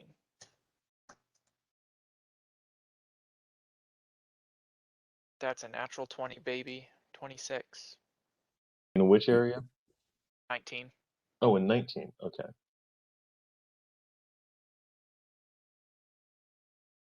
In 19, he also does not find any drow, any creatures that he can tell.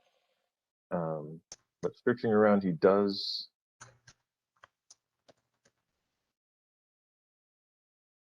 get the uncomfortable feeling he's being watched. Wonder if detect magic is still going. No, it's not currently still going. It's been quite a while since he's Okay. been searching nooks and crannies, mind you, every space between here and 16. It's been taking a minute. True. Well, he can do detect magic at will, so we're gonna detect some magic. All right. What area is he going to spit his 60-foot cone of detection into? He's going to basically spin around in the immediate area and search the whole thing. Okay, he detects magic over in 20 somewhere.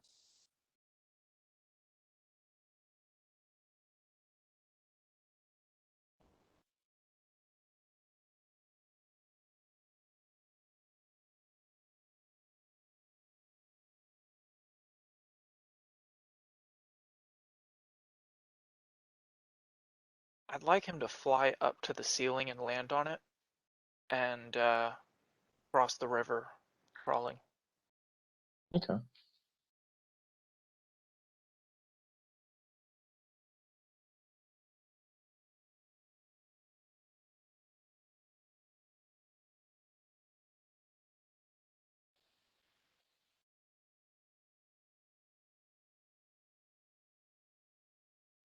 When he gets up to the ceiling, he can actually see. So the whole river of lava. You've got a river of lava.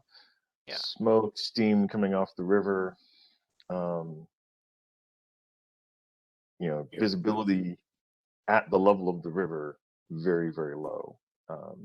Even from basically about 10 feet on either side, still very, very difficult to see through that area.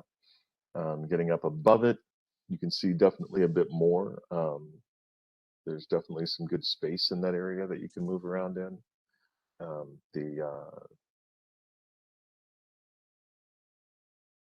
And when he gets over it and basically is looking down over into that area, the entire area of 20 is surrounded in fog.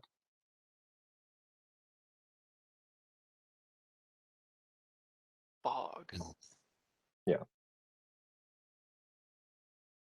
That's magically created because there's no way that under those atmospheric conditions that fog would normally form. That's Peter's theory as well. But I'm trying to Yeah. figure out who would make fog. It wouldn't be Drow. They do darkness. Could be a fog monster. Could be a fog monster. Is there a fog giant? He's heard of fog monsters. He's never seen one. They sound scary. Those take 7 to 10 years to find. Yeah, and they're always a letdown. This is true. This is true. Well, somebody's been watching him, and now they do not want V'ger to know who it is. Well, I also wonder, are they trapped on the other side of the lava? You know, like, do they have the capabilities to get across it? Because otherwise, we can just go get the lava and leave. Also true. My guess is any creature that's been surviving down here for the last several weeks, I don't think there is a lot necessarily beyond their ability. Like, I don't think a river of lava would stop them. They've been here for some time.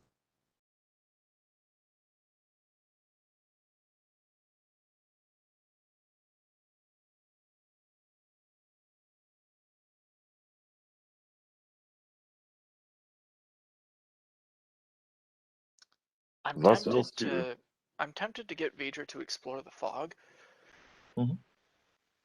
I think that's a good way to get him killed. Come on. Yeah, pretty good way. Yeah, I think calling him back might be a good idea. Yeah, we'll call V'ger back. Because it's not like, what's he going to be able to do except tell us what it is, but not before he gets splatted.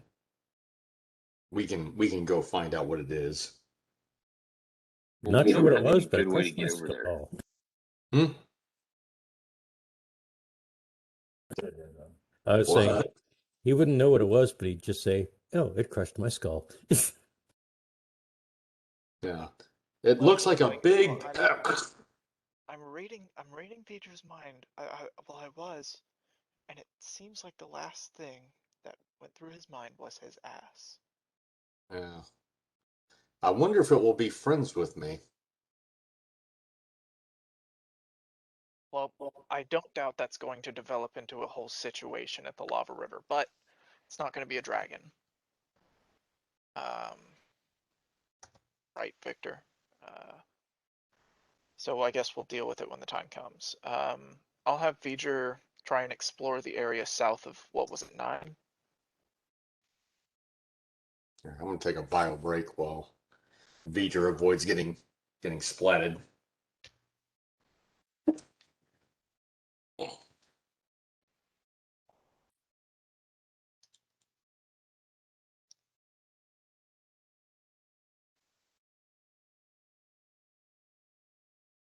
Where did you want to go? South of 15, I think it was. Yeah, south of 15, and then to that path south of 9. Okay. South of 15, he sees a whole bunch of characters huddled in a room, but they're really up on the higher level, so he can't see them. This area is oddly clean of dead giants, but so far so good. He said he wants to go where? To that path that leads south from 9. Oh yeah, that path. 9 appears very chill. Nothing unusual going on there. We'll see about that. I roll a search check. Are you going to search in 9? I'd like to I search said 9. 9 appears to be very chill. Nothing going on in there. And you said, we'll see about that. I roll a search check. So are you going to search in 9, or are you just going to... Yes, I'm going to search 9 and those 2 pathways that fork off of it going north. Okay, give me a search roll, please. 23. All right, the thing you notice is about 9 are the bones. There's a lot of bones of all sorts of creatures in this area here. What kind of bones? Orc, human. It doesn't say any giant. But yeah, a lot of bones of different types of creatures. He's not necessarily an expert on dead animals, but that's what he's got. Just not giant. Okay. But giant's radically different, so he's kind of able to tell. Yeah. I mean, I bet he can look at a skull and be like, that's about the size of Lev's head. Yeah, basically is what he does. Okay, then we'll go down that path south of 9. It bleeds off to the left and the right. Go right.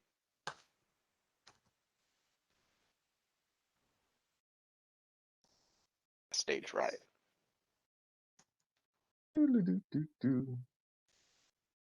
It also bleeds off to the left and the right. He's got another set of choices to make. Actually, it has 3 options here.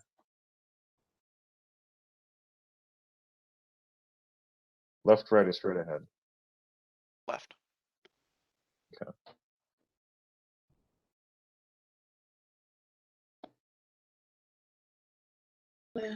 Left. Oh shit. Yeah, okay, cool. Good times. Give me a listen check of each. Okey doke. Natural 20, 27. Okay, he hears muttering.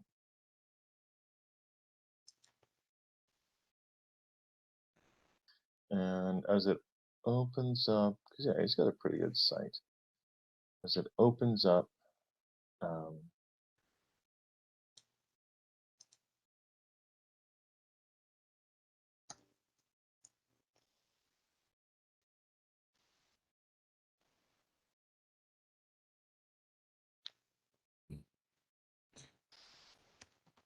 we'll just use these for his immediate visual area.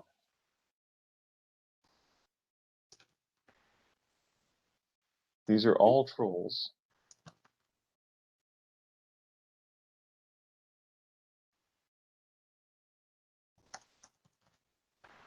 And they are currently looking in his direction and pointing in his direction and talking to each other.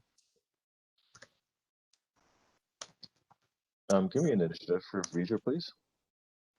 Sucks. Exit. I mean, 21. hey, yeah, what does he want to do? He wants to get the hell out of there. Okay. Run! What's Vija's move again? His fly is 50. Perfect.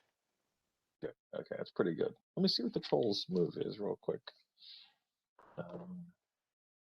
He is also going to gain altitude as he flees to be Okay. hovering pretty much just off the ceiling. Take off. To the Great White North. Karoo-coo-coo-coo-coo. Bunch of fucking hosers, eh? Hey, Hey. take off. Yeah, the power of the force stopped you, you trolls. Radiation has made you an enemy of society, eh? Take off. Bunch of mutants.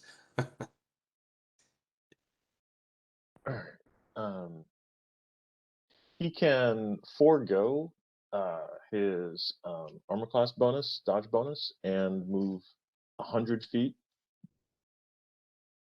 Or he can move a full 50 feet and maintain his armor class bonus. What does he want to do? It's his armor class. Hmm? I'll go ahead and keep the armor class. Okay.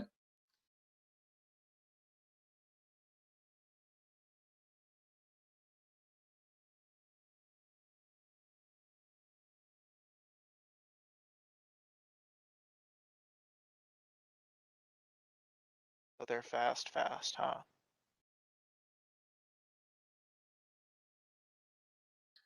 And he's going to be behind. Give me a spot check, Veej.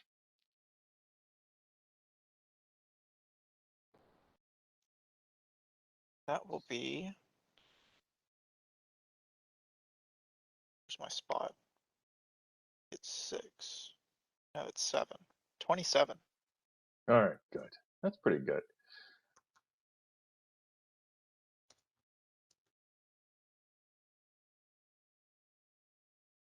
Lev, you're giving us some status reports, I take it, yes. from the party. Okay. Trolls. V'ger sees another troll coming his direction, kind of loping,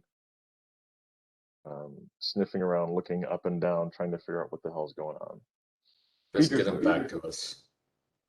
Get V'ger back gonna, to us. We're gonna go ahead and do the 100-foot move now. All right.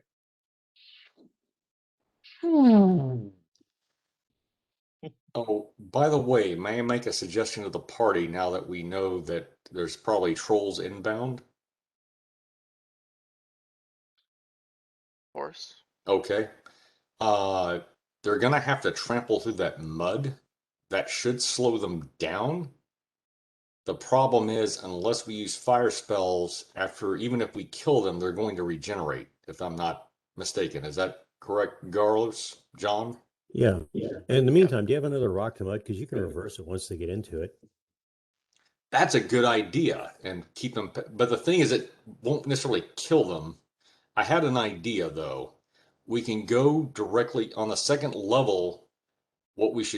What I would suggest doing is heading for the blacksmith's area with the lava, and basically as they come in, as we're taking them out, we toss them into the lava. Does that make sense? Idea. That's a good idea. That'll work. Okay. They don't toss us in. Actually, come to think of it, we could have just gotten that lava from the Yeah, second level and I just don't- gotten the fuck out of there, but I don't know what we're doing here. Now Sad that you say that. well, that's kind of, that happens to us sometimes, doesn't it? All right. V'ger comes back up, looking a little the worse for wear. It's a very sweaty, nervous spider. We give him a little bit of Valium. Like, do you have a fly, something? Vial of blood, Something. whatever. Give me something to eat, man. Go spin a web somewhere, man. Chill out. Yeah, I'll place him pretty much at the edge of that staircase there, watching to see if the trolls continue to follow. Yeah. He's like, I gotta go back? Sure thing, boss. That sounds like a great idea. I'll totally do that for you. But we're gonna be right here. You can fly Very right well. into my pocket at the first sight of them. So are you going to try to immobilize them in the rock, or shall we just go lead them over a merry chase over to the lava in the blacksmith's cave? If we lead them on a merry chase, it puts them through more mud, which will slow them down further. Mm-hmm. And that gives me an opportunity to drop a fireball because I neglected to prepare other third level spells. All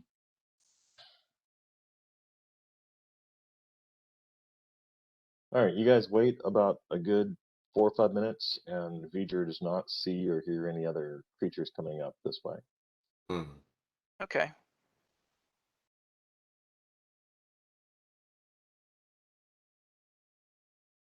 So do you have fireball, or? I do have them. I do have a fireball. I have two Okay. fireballs.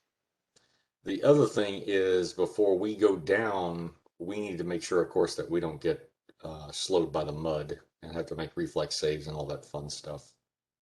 That's true. So, That is if we even go down. I mean, the entire point of this venture for V'ger is to find an exit for a dragon.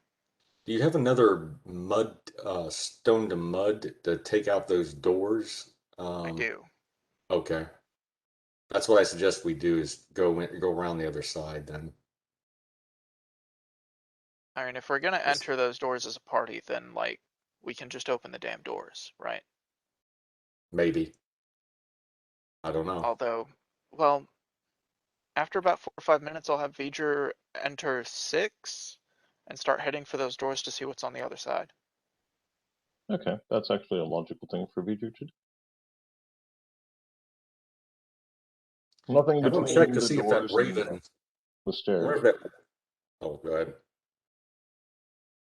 There was that raven that was perched on the north of 6 the last I checked, the last time we were there. That raven is not there. Okay, all right. Vidra comes over here and stuffed basically just under the bottom of the door and parts of top of the door itself are bits and pieces of gorgon. Okay. But the It door's doesn't not look locked. impossible to open. Like, from what he tells you, basically someone with a significant strength roll could open it. I wonder who could have a significant strength. LJ. I Yeah. wonder if it's booby trapped in some Booby way. trapped with dead gorgon. Okay. It's pretty gross. I mean, it really is. Well, you could just, rock to mud on that door and, just melt it away, and then there's just be mud all over the Gorgon. But either way. So just to double check, what is our goal here? Are we trying to find the dragon, or do we just want to get the lava and get out? We're trying to find an exit for the dragon so that we can cave it in with a rock to mud spell. Okay, gotcha. Okay. That's a good point. Okay. Maybe what we should do, maybe while we're on the second level, is Froderick should go ahead and gather the necessary lava in the metal crucibles, so we have that in hand in case we have to make a hasty exit. Sure. Okay. Maybe you should stop making new entrances into the dungeon if your plan is to get rid of the entrances into the dungeon. I mean, you just made a hole. Can a dragon fit through that hole, Victor? I mean, you want to give it a shot? I think they can polymorph, can't they? Fuck. No, only it gold doesn't- dragons have natural polymorph. Other Oh, dragons good. can maneuver around, but I mean, a dragon, much like a cat, can get anywhere its head can fit. So it's relative to the size of the dragon. I mean, from what Blodgett told you of the dragons he saw, no, they couldn't fit because those dragons were huge, easily 18 feet wide, giant monsters. Of course, he saw them for half a second, but it was still huge. Well, if the dragon is smaller than that, then we could probably take it. If it's larger, then it probably cannot get out through the opening that we made.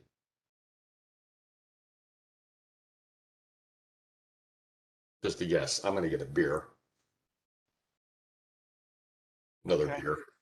Then I'll have So Beecher. question is, how'd they get in here? Unless they came in here when they were babies. Yeah, I mean that's what I'm looking for. How they got in, how they get out. Amazon. Can you shrink them? Yeah, you could cast a reduce Temporarily. monster spell. Well, that's what I mean, temporarily, and then carry them outside and let them go. Jeez. If that's what you're wanting to do. Is there even a point to this then? I mean, It's all very relative, and I don't know the answer to either of those questions at this point. Suzanne, what's your thought? I didn't catch that.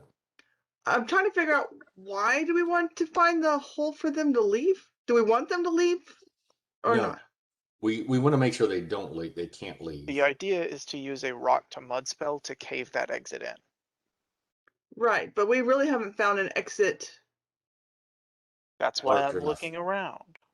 Right, so the only two places they could be is that south part under 6 and the other side on the left.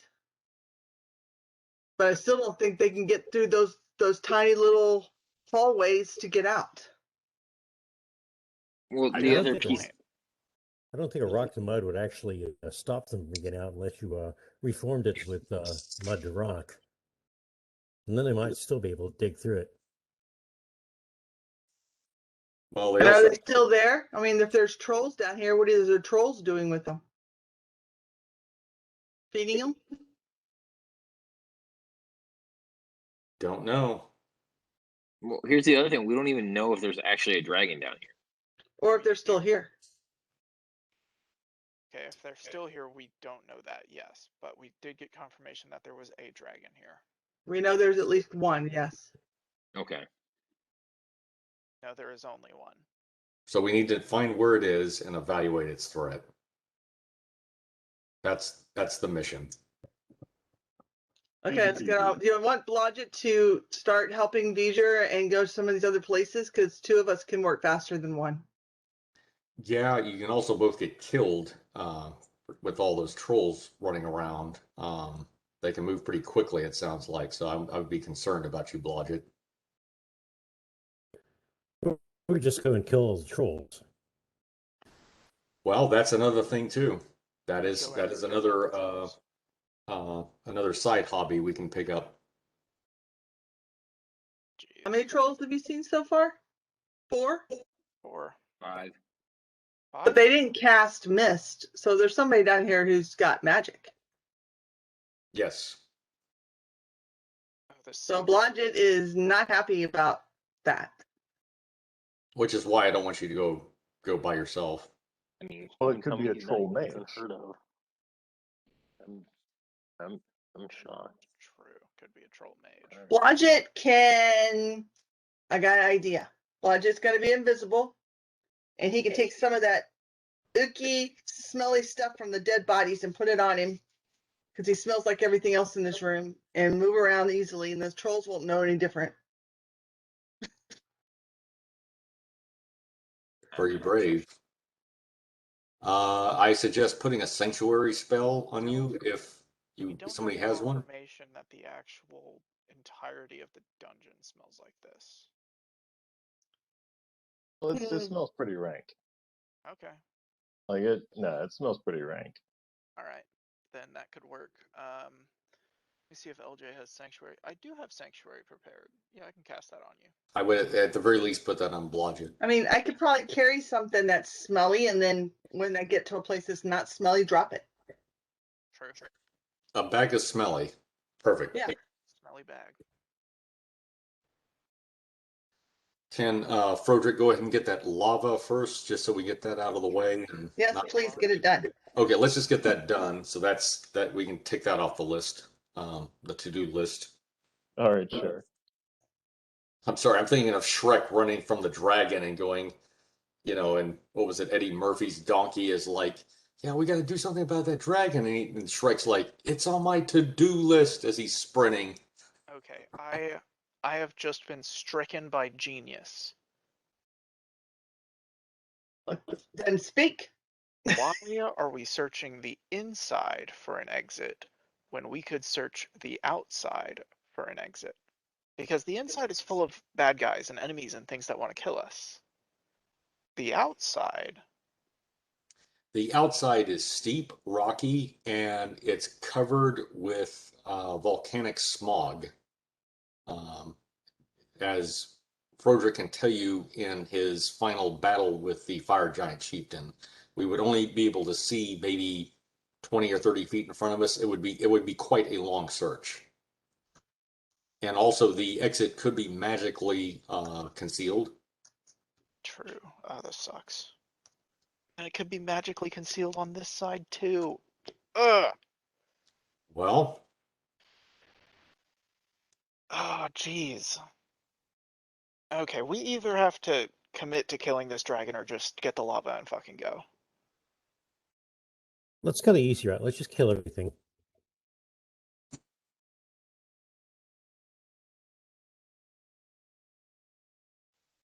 Get the lava. I got it. I got the lava. I stay or do I go? All right, Frederick is able to get the lava. What do you guys do So next? it's a question of ethics. Do we feel comfortable enough leaving things well enough? I know it's just gonna regrow. They always do if you don't clear them out. It's like cockroaches. Oh, we'll just leave the nest. Guess what? But More roaches. right, Okay. but we were employed to make the village safe. The dragon isn't going to come out and bother the village. At least not for a while. If it does, we can deal with it then, and we don't have to run around in the dungeon and look for it. Famous last words. Yeah. My only concern with that is if the dungeon does come and bother the village, the dragon will be able to fly. Well, okay, so if that happens, if the dragon decides to come out, and bother the village, then we're still gainfully employed. Like, it's great. Works out okay. I'm channeling Firefly with Captain Mal here, and I'm saying anything we don't have to kill later is something we killed now, so let's kill it now. It's Okay. like if we don't kill it, it's going to like just crop up later, and it'll have friends, and it'll be Yeah, worse. there's also the concern of what if that happens when we're not home. There's Okay. that. What if we leave the dungeon and we just lock it from the main entrance? Are we convinced that there's another exit? Probably got shovels. I'm pretty sure they can dig their way out one way or another. And can we just like shut the doors so they can't get out and they starve to death? Here's an idea. What if we pull a spaceship and we blow this fucking place to the ground? Nuke it from orbit. Only way to be sure. Right, I'm saying. Do we have something that can do that? No. You'll probably spend a lot of time rock to money. My hopes up there for a moment. Y'all overthink this stuff so much. Just go do it or not do it. Suzanne's correct. That's what I it say we comes go down stomp some trolls and work it from there. I agree. All right, let's Okay. go. All right, let's But if do it. we We do got it. 3 areas we need to clear out at the same time. Okay. Party wipe incoming. Let's clear this motherfucker. So we have You can actually do it quickly if you just split the party up, and then some of you go fight the trolls, and some of you go fight the dragons that you know of, and then some of you go check out the other dragons. And No. I'm just gonna search these other places, and I will be quick, and I won't linger, and I will avoid trolls, and y'all make a lot of noise at the other end. Can you take V'ger with you so we know what's going on with you? Yes. We get very uncomfortable when you're gone for a You've while. already got the sanctuary spell cast on you, Blodgett. Any other buffs you want to put on I'll the take room? V'ger, and I have a spell pass without trace. I'm gonna cast. Cool. And if I see trolls and I have trouble, I have my own other spells. I can do something else. There you go. All right. Okay, Blodgett, sounds you good. are down on this level. You're basically the mud slowly drying is steppable through. You're able to step through that with relative ease. Blodgett, one other thing. If you see too many to engage, do not come back. Yeah. You're Good. talking Okay. to I a got rogue, it. so yeah. I'm not stupid. Blodgett knows how to Kind run. of like Simon and Firefly. Save yourselves. Let them die. It's okay. Blodgett knows how to run. Okay. All right, LJ. Blodge, which way do you want to I'll go? refer to myself as LJ. We're over here. I want to go to this middle section. I just want to figure out what the heck's in there. I'm going to take a bio Like break the while middle Blodgett takes section, the area lead. number 6. Yeah, between 5 and 6. And I'm just going very slowly going through there. It's making me crazy. It's just sitting in the middle of the page all this time. All right. Don't blame you. It's basically there's a large boulder that is right there. Oh. Spot check. Can V'ger squeeze through there? It totally could, yeah. Okay, I'm going to send V'ger through there. All right. So he can scope it out. If he gets scared, he needs to come back to me. Okay. Just things happen when Brandon goes to the bathroom and somebody else is using V'ger. I'm just saying. Well, we can wait for V'ger. Oh boy. I mean, we can wait for Brandon. Play stupid games, win stupid prizes. We can wait You for stick Brandon. V'ger's already gone through. Yeah. He went didn't through the go. hole. He's on the boulder, like on the other side, looking around. Yeah, he's looking around, and it's a giant empty cave. Does it have a ceiling? Yeah, it has a ceiling. It's pretty high Okay. ceiling, actually. It's like cave looks like it's been worked a lot. It's like Well, super wild. After he has reported that to Brandon, he can come back to me and they can make a decision if they want to go through that wall or not. It's locked for a reason, but we're not lingering. Okay.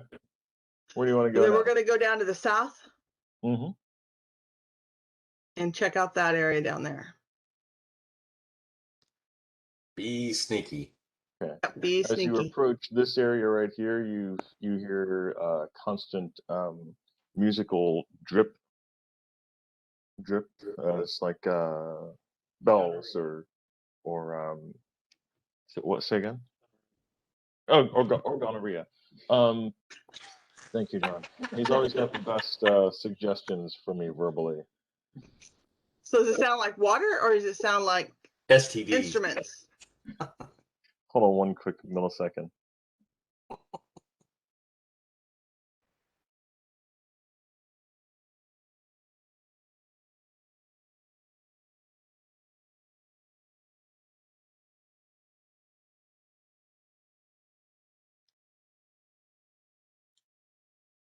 Hey, John, Yo, can you see what I see? That triangle at the bottom that looks suspiciously about like the cone of a breath weapon? yeah. Okay. Just saying. Well, there is a dragon, you know. They do that sort of thing. They exhale. It's ugly. All right, so you get over to sorry, you're coming down here and you hear a musical like a bell. Yeah, it's actually more like a bell. It's like a ding ding. I'm not making it musical enough because my voice is not itself music. But anyway, that's what you hear. You're gonna go down and investigate. Sounds like a bell, like Yeah. Ding, ding. Like I don't know. like it's man-made or like it's natural.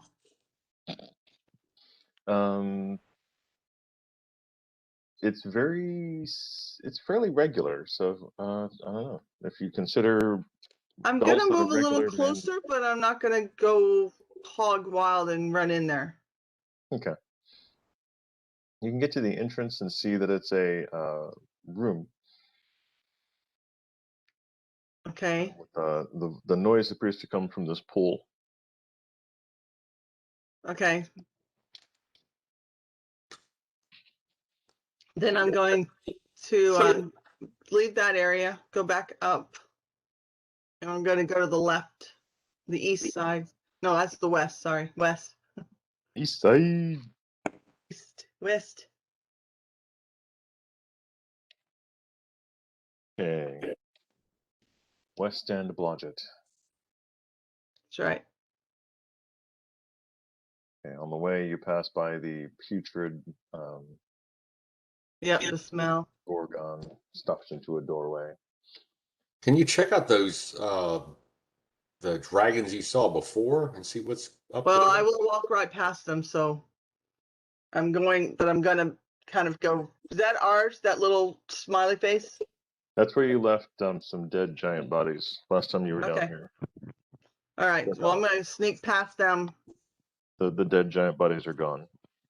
Oh. The door stops. Mm-hmm. Well, I'm gonna go past where they are, and I'm gonna go down south. Okay, so you're gonna go this direction. Yes. Okay.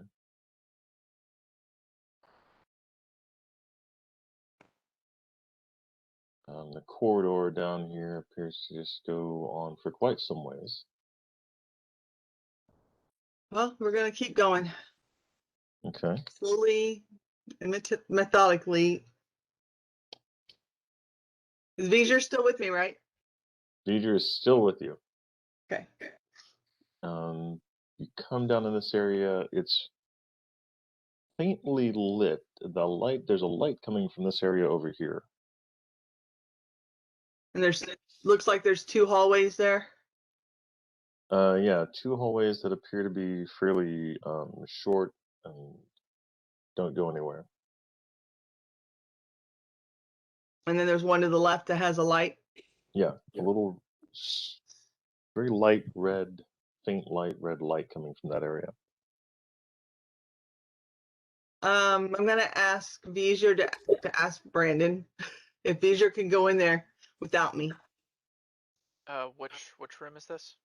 Well, you can't see where I'm pointing, sorry. Right over here. It's basically this area right here. That little Yeah, square. sure. Yeah. V'ger didn't get killed by the dragon when you checked out the area where the dragon was, so far so good. V'ger goes in here. and it is faintly, it's like a red light coming from the ceiling. Hmm. Don't like that. A red Right. light. You start hearing the song Roxanne. I guess V'ger needs to look at the floor and see if there's any markings on there, like a teleport area. I'm It's just a thinking red- of Star Trek, you know. It's a Beam me red up. alert. Red alert in room 2. Okay, what are you guys gonna do? Vidra will look up at the source of the light. It's basically faint red light emanating from spots in the ceiling. What's V'ger's armor class? You're Ooh. kidding me. Oh, you shouldn't have stayed that long. 24. Okay. Run away. Red things on the ceiling. Red things on the ceiling. Oh. The fire beetle on the ceiling leaps off towards V'ger and misses. Oh, V'ger's entirely. food. Run, V'ger. No, it flies. It's a beetle. It flies back up to the ceiling afterwards. What does V'ger do? Leave. Go back to Blodgett and say in common, fire beetle, fire beetle. Okay, we're out of here. V'ger is missed by the other 3 fire beetles that attack. Yeah, the only one that had a decent to hit roll also missed its chance to find his hex. So yeah, the fire beetles are very excited now. Blodgett, when V'ger lands on your shoulder, you can actively hear them now. Little beetles flying around the room. Okay, well, we're going back north. Okay. We're not lingering. You're not gonna malinger? Nope, we're not going to belinger. All right, I see how you are. All right. I told you I'm doing a quick look. I'm going to go back and swing over there and see if very slowly and see if there are still a dragon sitting there or not. Yes. Get over here. Yeah, Do you I can still see see 2. You two can see- dragons or I You see can see one? one on this side, and you can see through the little corridor back there. There's another back there behind Okay. it. All right, so I work my way back to our group and I report what I found. And I think there's still a hallway that we didn't go down, but we'll go report what we found, and then V'ger can tell Brandon what he's found in number 7. Yeah, Okay. and Lev will relay that information to the party as well. All right. And Brandon, did you hear what happened in 7? I did not. Can you Okay. refresh my So in memory? 7, it looks like that room has been utilized. Something. The cave top is much higher than the rest of the area. There's something's definitely happened in there. Nothing's in there currently. And then V'ger left. Right.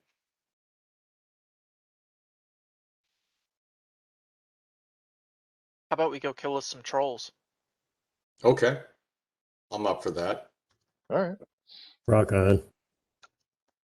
Okay, you guys are able to get down through the mud with ease. It's still drying up. Actually, it's drying up. It's actually drying up. Some moderate amount of speed. It's really warm in the dungeon. Vic, I'm sorry, is it just us or is there any men at arms or anybody else that's tagging along with us? The only person who was dragging around a man at arms was Blah's kind of Bash. Did you want to bring one with you? Because you still had one follower who was super cool with going with you guys. Benno the Untouchable. No. He's the one who's trashed. Nail, son of Alred the Blacksmith. I'm okay with it. I think we've gotten most of the heavies out of this dungeon. Okay. You feeling okay? If Niles would be so kind, those fire arrows that I prepared, I'd like to use those on the trolls. Because I know that takes time to light them and stuff like that. Okay. I'll probably only get one volley off and the rest will just be normal arrows. He's like, I will help you to light it. Okay. Pretty good, Vic. Pretty good. Here to help. All right. Let's go hunting trolls.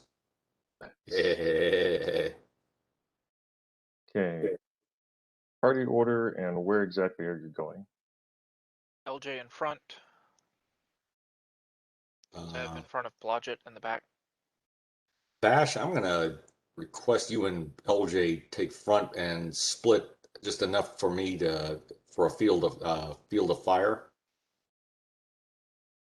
That works for me. I was actually considering riding LJ just so we don't take up extra space. Yes, that's a good I've idea. ridden LJ and it is totally worth it. We can kick some ass in mounted combat. Yeah, it is fun. Yeah, you like riding LJ, don't you? Yeah. Yeah, I do actually. That's why I didn't become a centaur. I'd be too heavy, I think. The height advantage is really awesome. I'm king of the world. Yeah, let's do that on that Titanic. It'd be so romantic.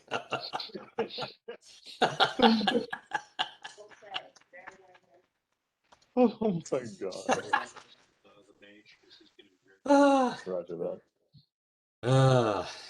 we are sick. We are Alright. unhealthy. And man at arms, where should he be? Behind Garlos and next to Frederick? Yeah, with the little like a fire pot basically where I can dip the arrows in, and I'll dip 3. Roger that. So he's gonna for the hold first your pot. volley. Yeah, he's hauling my pot. Alright. Well, somebody's got to. Yeah. Where exactly do you guys go? I'll use LJ. Let's listen maybe, and then I don't think I would be careful. Let's think about our choke points and stuff like that. We don't want to get into a. How do you want to do this? Like for if you want to do a kill zone, Brandon, you mentioned the fire spell. Is it like a area effect like fireball, or is it like your prismatic beam? I have Fireball and Scorching Ray prepared right now.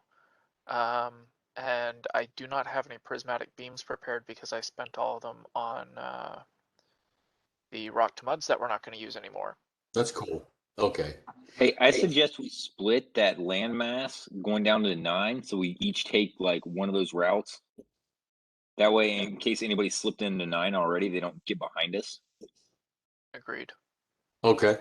Sounds good. I mean, hopefully nobody's in there, but just in case. You guys don't see anyone in there. Who's gonna go on which side?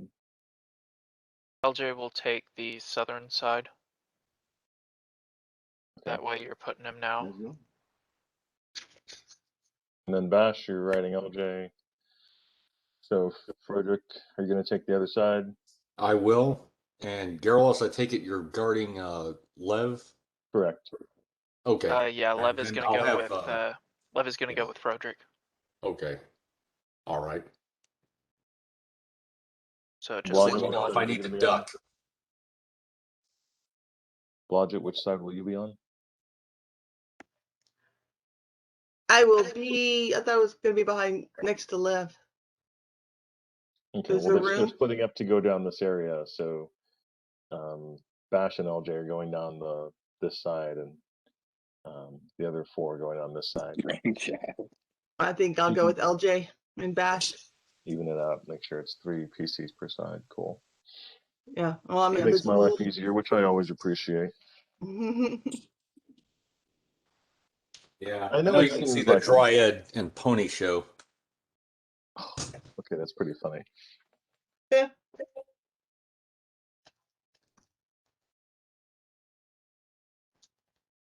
Hey, he's got wood. What can I say? There you go. All right. LJ and Bash, and Blodgett, you're keeping that. Give me a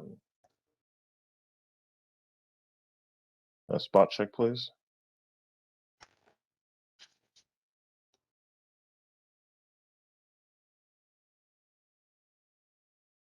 $19. 20. Yay. Right. You guys don't see anything unusual? Oh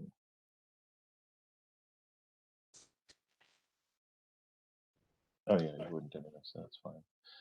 No trolls or anything coming down this area here. Vic, do I make a spot check as well? Listen check? No, you're in a different area. Okay, all right. Standing by. Fucking one more time. Froderick, oh, by the way, I need to cast, hold on. Oh no, yeah, actually, I'm The, sorry. let me put up my Froderick casts bark skin magic weapon greater. Okay. And trolls are evil, right?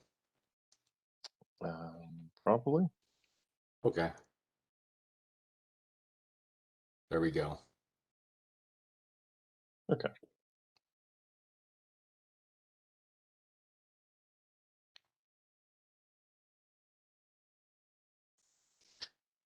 Calculator standing by. Calculating. Recalculating.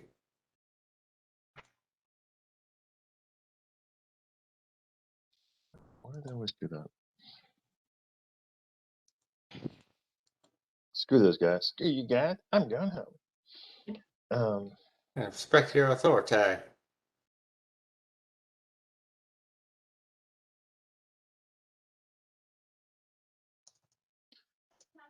Yeah, what the hell, Frederick? Give me a spot check. You got it. Jesus, I have to put on my fucking glasses to read my dice.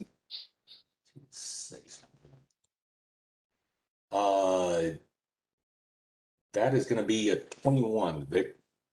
Cool. All right.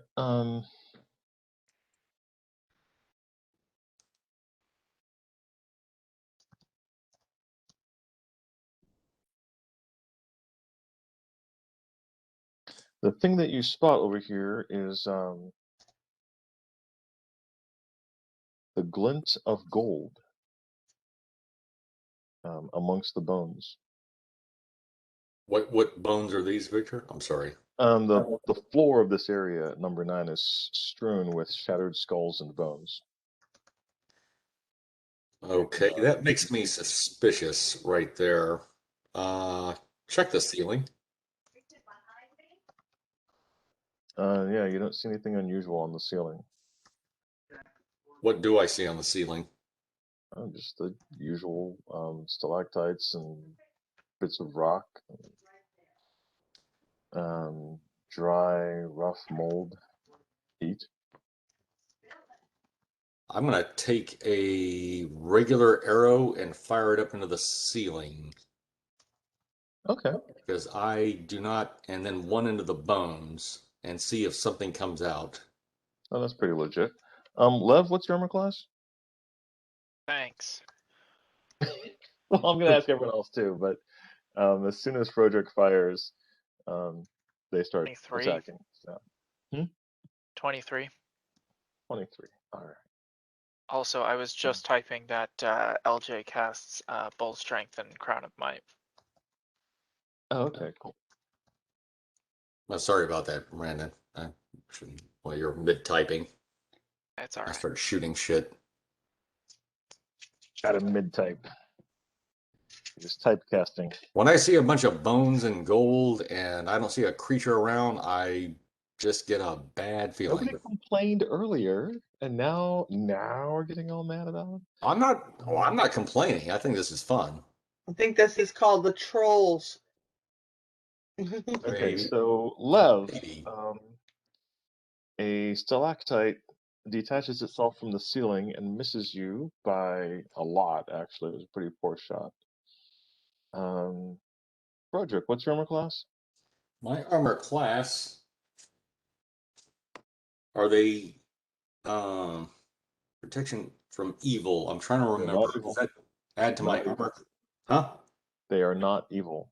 They're not. Okay, never mind. Then in that case, The ceiling has no alignment.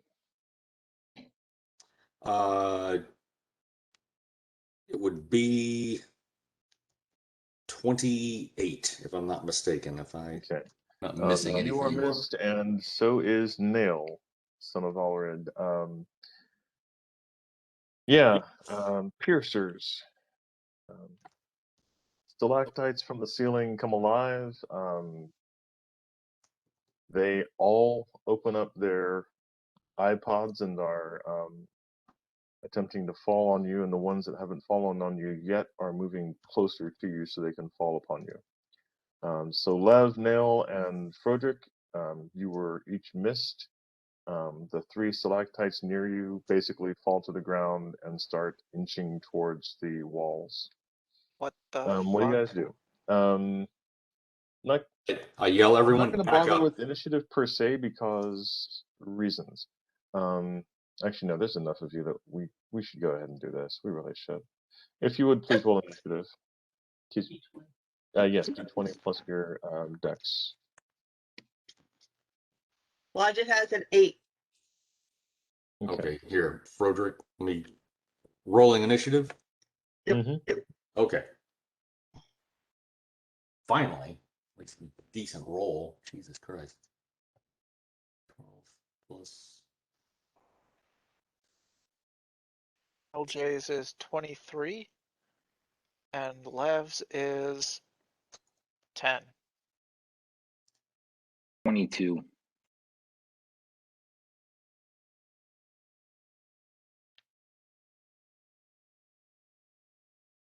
All right. LJ, you hear the crash of stalactites in the next room over. What do you do? Check it out. You're going to go around this way? Yeah, Okay. I'm gonna pretty much stop at where the corner turns there, though. So I'm stopping at 9. Cool.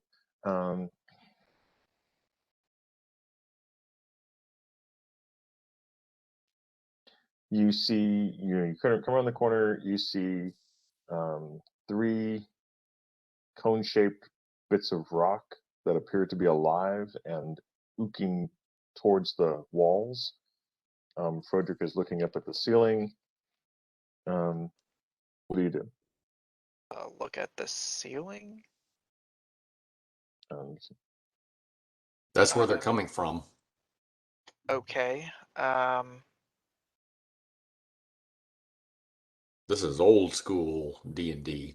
Yeah, this really is is. not something I've ever run into before. Oh, really? Yeah, some new shit for you. Yeah. Okay. It's so old, it's new. Yep. New old stuff, ancient. I mean, I don't want to get under these things if I No, can help it. no, they impale you. That sounds bad. So what you can do is kill the ones that are on the ground, but let Froderick probably take out the ones that are on the ceiling, get them all to drop. Yeah, is there are there any between me and the ones crawling towards the wall? No. Okay, then I will go up and attack them. Yay. I'll do the move and do 2 attacks. You can do 2 attacks. And your ass armor will cover you now. Yeah, that's nice. Let me get another beer. So that will be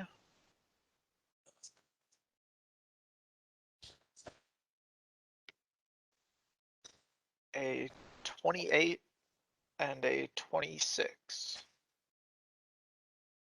Both of those hit. That's going to be 2d8.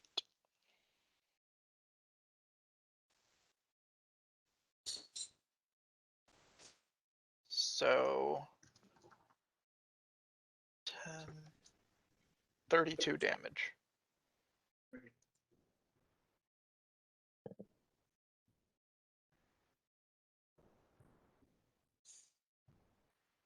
I'm sorry, Victor. I was looking at the wrong stat block.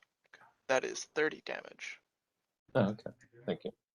You slay the stalactite. That's funny when you say it that way. You slay the killed a ceiling. valuable cave formation and are fined $2,000 by the park rangers.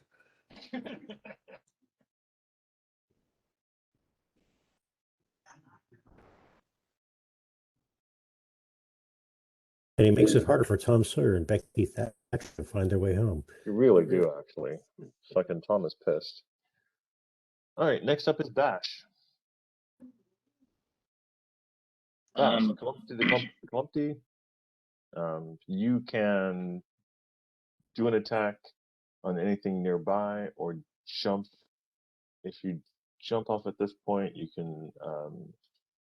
I don't know that I'm going to let you make a full movement attack, but you could definitely jump off and attack something next to you. I'm just going to attack. Is there another stalactite that's close by that I can hit while still mounted? On the ceiling? No, I thought there were 3 on the ground already. Yeah, there are 3 on the ground. They're basically next to Broderick, Lev, and Nail. Okay, so they're not within range. In other No, words, they're not within range of you now. I would just wait. I'll hold action. I was gonna say, jump up and hit him like a pinata, man. Well, I think that we're gonna start getting rained on here in a minute. They're full of candy, dude. Okay. Frederick, your move. Okay. I'm gonna fire. I'm splitting targets, so 2 volleys of 3 arrows each. Where? Fire arrows. So I will make my attack roll. 2 volleys, 3 arrows each. Where? That's going to be a total of 6 arrows. So it's going to be, let's see, 3 arrows. Broderick, what are you firing at? I'm firing at the ceiling. At the darkness. At what looks like a. Can I actually make out a piercer on the ceiling? Anybody got shields? I mean, you can see stalactites on the ceiling. The question of whether they're piercer or not is something it's very difficult to make out at this range. Until they actually hit the ground. Okay, by the way, let me just clarify something geologically for you all. Things that the ones that hang down from the ceilings are stalactites with a C in it. Okay, stalagmites are on the ground. Okay, just G for ground. Remember that, and C for ceiling. Just to clarify. You've been out for too long. I will fire. Then I will fire at the ones on the ground that I know that are trying to get back up. The 2. There's at least 3. You said. Yeah. I will. All I'm going to be able to do is hit 2 then. Well, no, there's 2 that are alive. LJ just killed 1. Okay, I can split my fire between the remaining 2, and I'll just make two attack rolls. We're gonna learn Andrew Newton match. What? I'm rolling. Cool. Well, let's see. 14 plus 8. Let's see. Yeah, that's 38 minus. That's going to be minus 38, 36, 6, minus 8. So that's going to be 30, and then 29. Does that hit?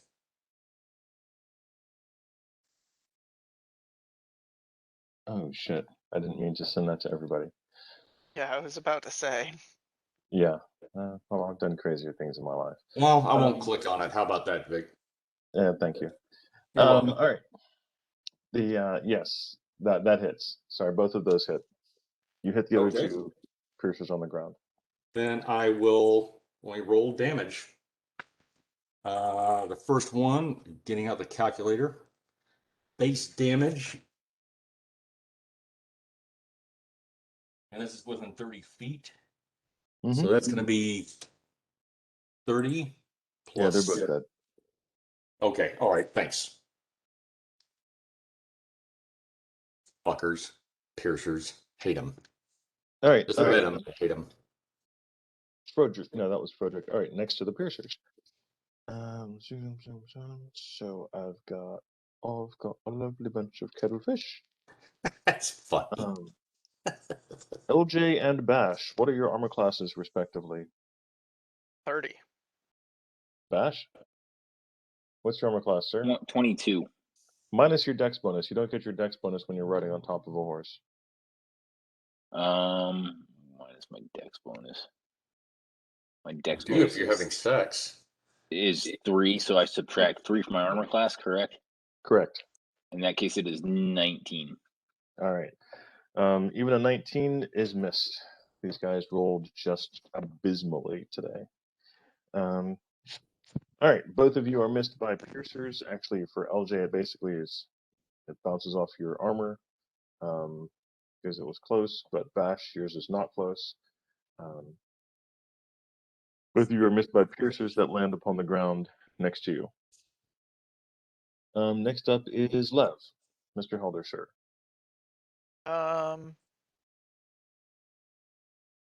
Kind of want Lev to hang on to his spells for the moment. I agree. We got this. I'll tap Garlos with a mage armor.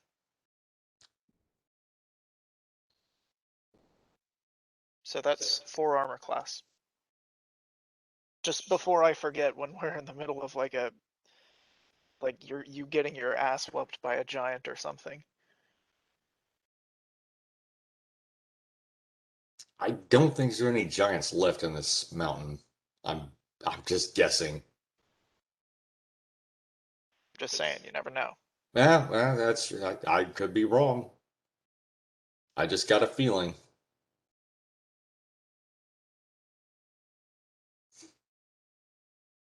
But there's plenty of other stuff in here that wants to kill us.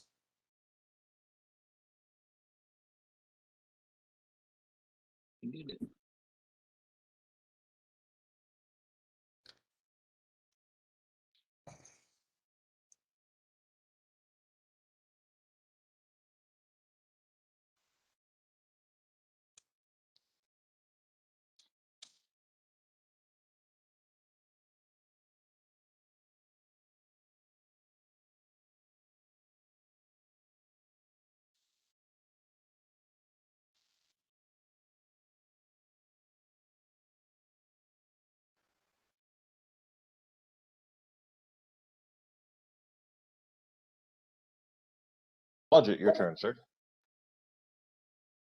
Awesome. Blodgett hears lots of screaming and things falling, and not really sure if he wants to go that way. But he might ease up a little bit just so he can see what's going on. And if he can't see around LJ, he's gonna go back around the other way to see if he sees anything. Well, he can see the back half of LJ and see the piercer falling from the ceiling and missing him. Okay. Which lets him know that there are things falling from the ceiling that tried to kill you. Yeah, Blodgett's not happy about that. No? Okay. What does he want to do about it, though? Does he go and attack the thing on the ceiling? Does he run into the room, brandish weapons, shout at the sky?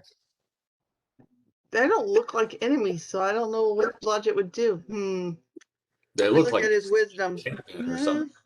He's not too stupid. Okay, so the piercer on the ground still walking around? I don't know what piercers do other than they fall out the ceiling. They fall the ceiling.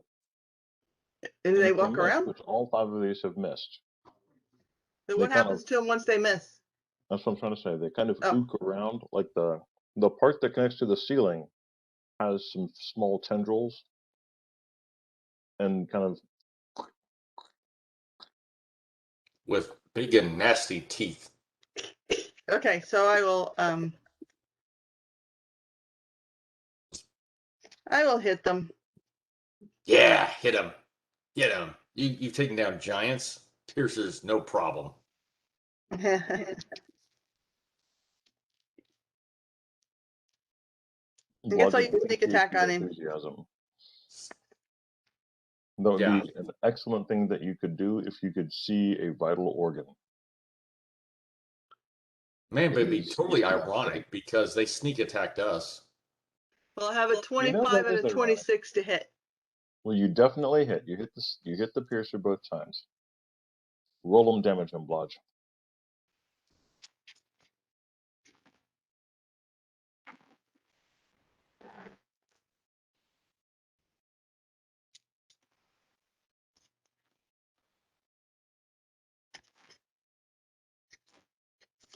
Where's my other? There you are.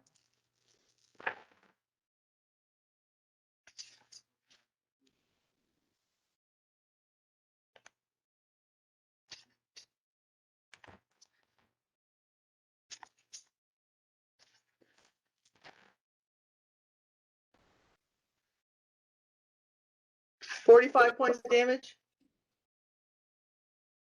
Impressive. It is toast. I rolled a lot of ones. Mhm. Yeah, still taught that piercer a lesson. You did. Stabby stab.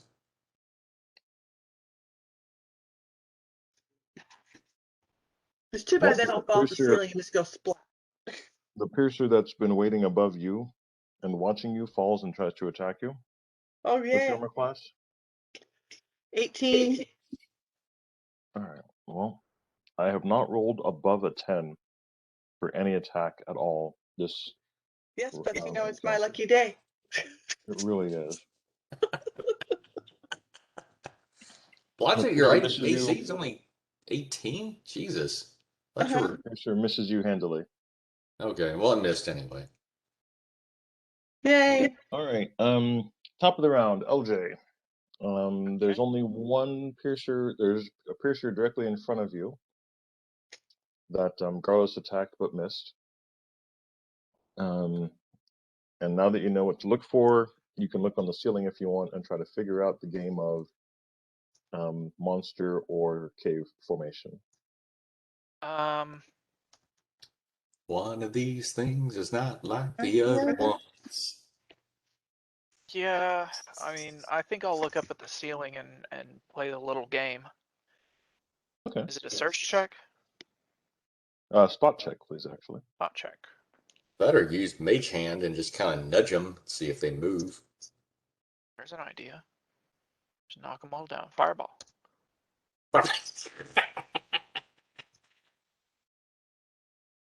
I should probably look at LJ's character sheet. What's your spot on that, LJ? Total is 31. All right. Better use a big bowling ball and throw it at the ceiling. You do not see any difference in the stalactites that are in front of you. Like this God, area they're here. sneaky little fucks. None of the ones that you can see here look unusual or like they're ready to attack you at all. Okay, then can I make some attacks on the one that Carlos missed? You can make one attack with each. You're basically taking some time to look around Yeah. and not seeing anything. You're going back at the creature in front of you. That's about what I expected. I rolled like crap on one of those. We'll see.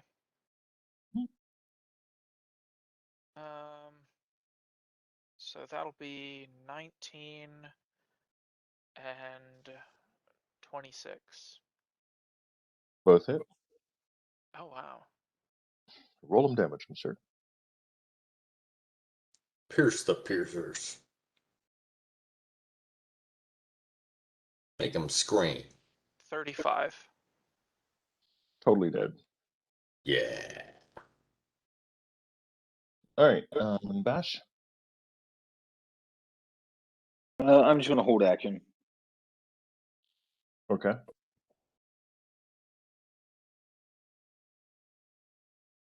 And Frederick. Do I see any? Are there any piercers on the ground? None on the ground left alive. All the piercers that are on the ground have been killed by the party.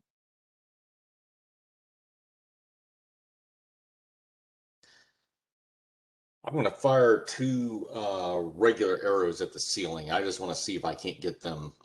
If I might actually just hit one by accident. Sure. Okay. What do you want me? Just roll to hit A and roll just to hit. Make a hit roll. Yes, you do 2 to hit rolls. pretty. Let's see. That was pretty high, and 12 and 18. So 1 is.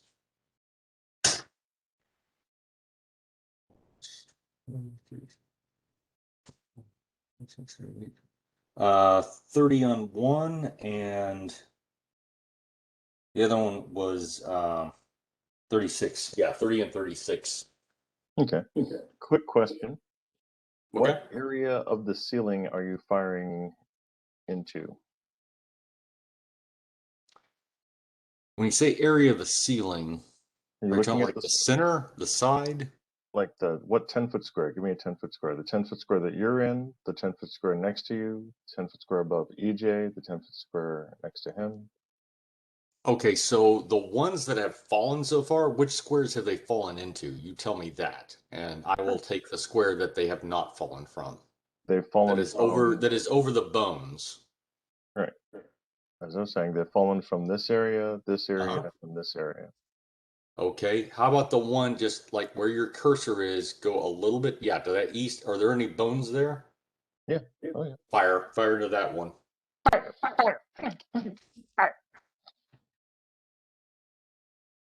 All right. Give me a roll of D10 for me, please. Okay. A D10. No, a D6. Roll a D6. Roll a D6. Roll a D6. Yes, that's right. 6. It's a good song, damn it. It is a good song. I love it. Girl's cute too. Mm-hmm. Pang, pang. The 2 arrows bounce off of stalactites. Obviously, stone creations. Okay.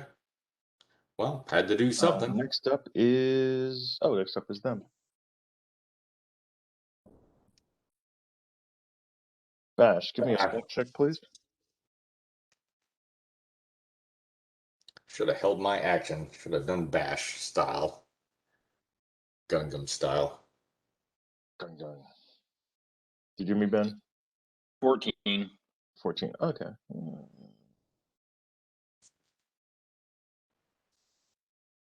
You're not gonna see it until it. Oh my god. No, I get no. Okay, you do see it actually. Just as it's flying towards you, you see a piercer basically coming down from the ceiling.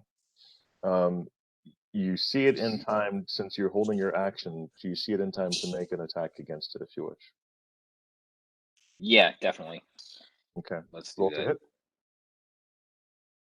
18 plus.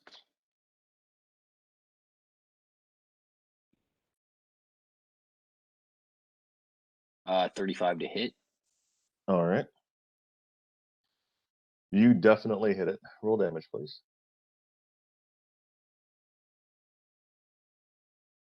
And it's over the fence. 14. 21, 22, 23. I don't know if it takes acid damage or not. Gone. With a mighty swing and a quick eye, the Dryad Bash swings his greatsword and cuts a piercer mid-air. Awesome. Nice. The creature actually makes a batter. piercing, squeaking scream as it is sliced in half and falls to the ground. Blodgett, you are looking aghast at the just flat out amazing shot that Bash just made when you hear a clank just behind you and realize a small piercer was falling from the ceiling trying to hit you and completely fucking missed. Nothing higher than a 10.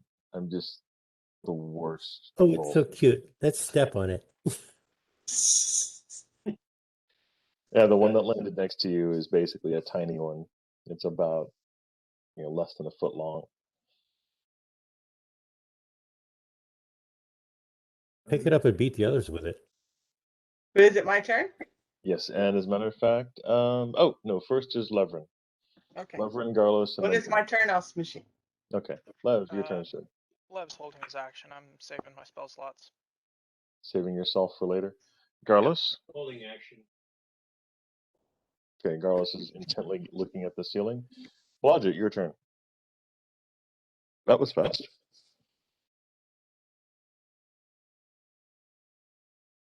Kaajit, Suzanne. Oh, that's funny. Suzanne was like, let me know when it's my turn. Yeah, and then she disappeared, went invisible. Happens. No, it's called there's a cat fight going on behind me. I didn't want y'all to hear all that noise. Cat fight, cat fight. Have to throw one out and keep one here. Right, you gotta All do right. it, man. So I'm going to stabby that one. All right. Roll them to hit him. I got a 32. Yeah. Let him have it.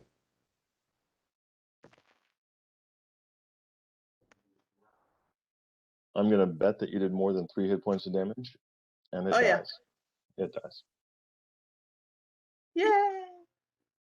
And after he dies, I'm gonna move myself out of that room a little bit, so I'm out of the line of fire. What? Yeah, I'm not gonna take any chances. I'm gonna go back invisible next chance I get. Okay. Because with all the noise we're making, we're gonna attract trolls.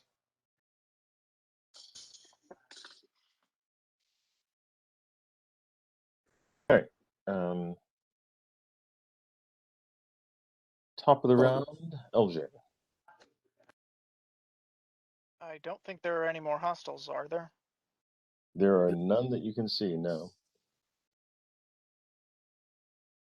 That makes there 6 more. Yeah, LJ will start picking up rocks and tossing them at. Well, maybe that's a bad idea because noise. I mean, we can leave this room and go back out to the hallway the other way. Like, there's no reason why we have to be in here. That's true. We can back up. That's true. Yeah. There was the glint of gold, something shiny. I mean, Well, doesn't that attract adventurers? maybe we should take care of the trolls first before we. I mean, only the dead kind. It attracted all these guys. I mean, fuck yeah. Wasn't the worst plan. Anybody with any experience knows you clear out all the bad guys before you go pick up the loot. That's right. This is true. All right, so LJ, what are you doing?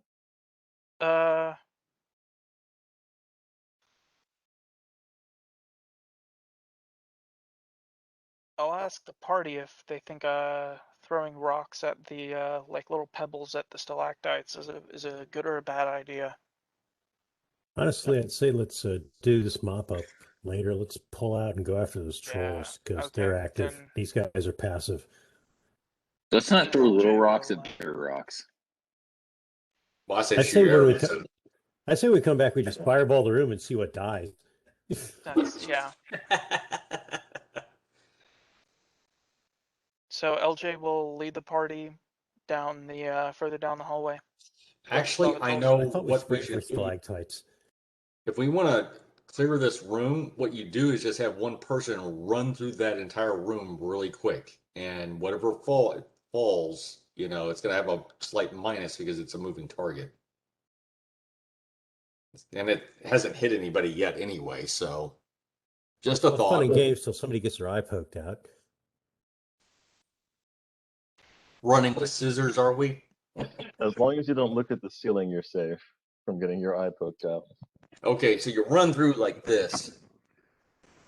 Or get a shield. Actually, get a shield, put it over you, and then run through. You'll poke your eyes out. Yeah. You kids are going to lose an eye. Oh, All come right, on, so Mom. Bash, your faithful steed, left the dungeon, or left the room. So unless you want to do something else, you get to leave the room with him. Awesome. No, I'll stay mounted. I say we go down to the conjoining hallways and do monsters summoning level 0. Oh, what shall I do with all this gold that I have? I forgot my sword and armor.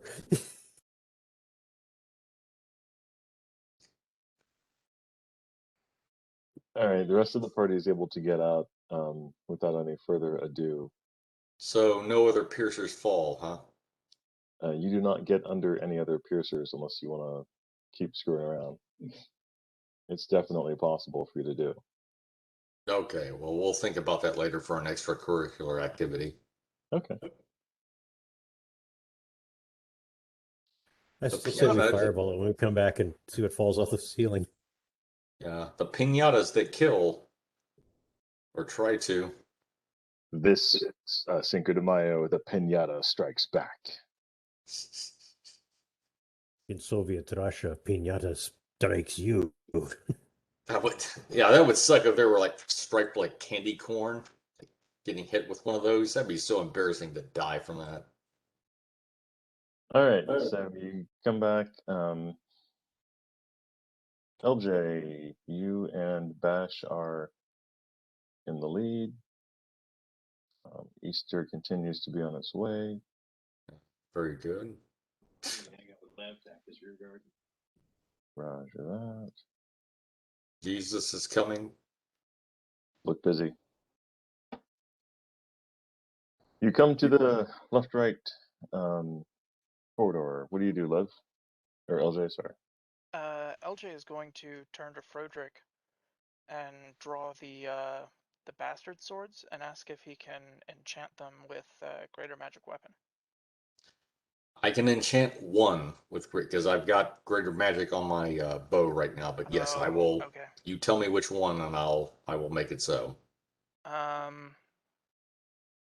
Let's do the versatile bastard sword because I may use the Mighty Duck Avenger to summon a whole bunch of ducks at some point. Oh no! And have more fun and giggles? Yes. Yeah. It is. Frodrick casts greater magic weapon on the designated weapon of. And right, that gives it a +3? +2. +2, okay. Mm-hmm.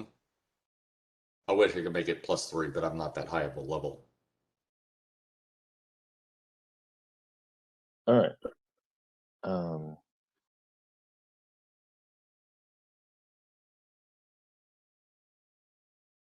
Or it's +2 in addition to whatever you got. So Yeah. Okay.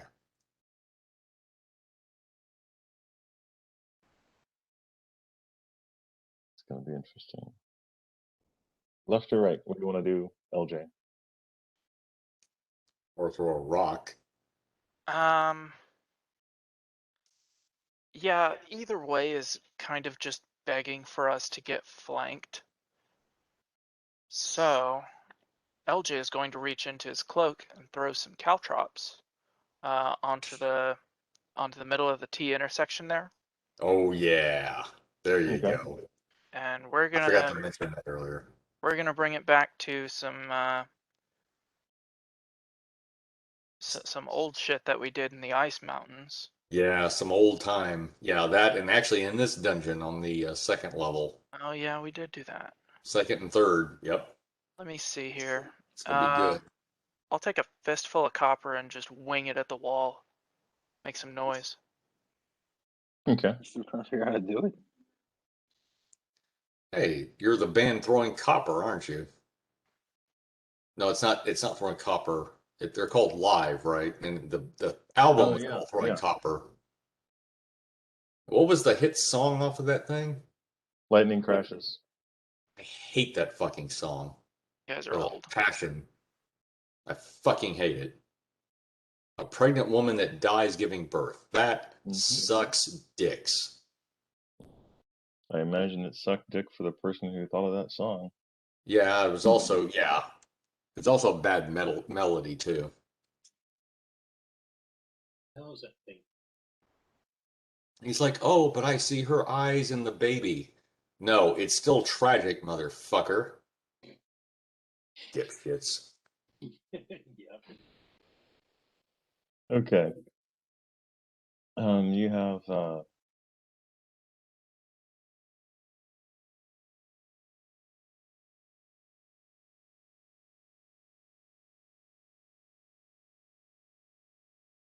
me double check one thing before I respond to what you just did. You toss a bunch of coins. Frederick. Uh, There we go. I'm going to type this in the chat. toss a bunch of copper down the area. Pretties, fire arrows. There we go. Got it.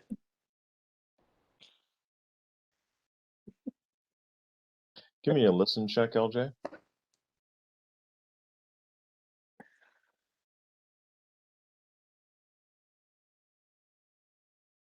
Listen for LJ. 25.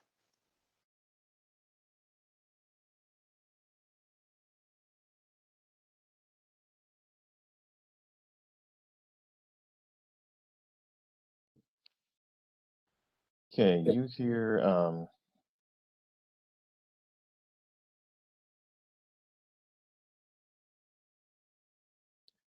some arguing.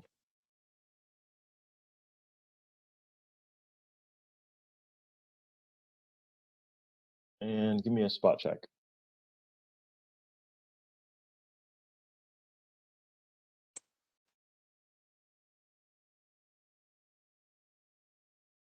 Spot 30. Okay. You see a troll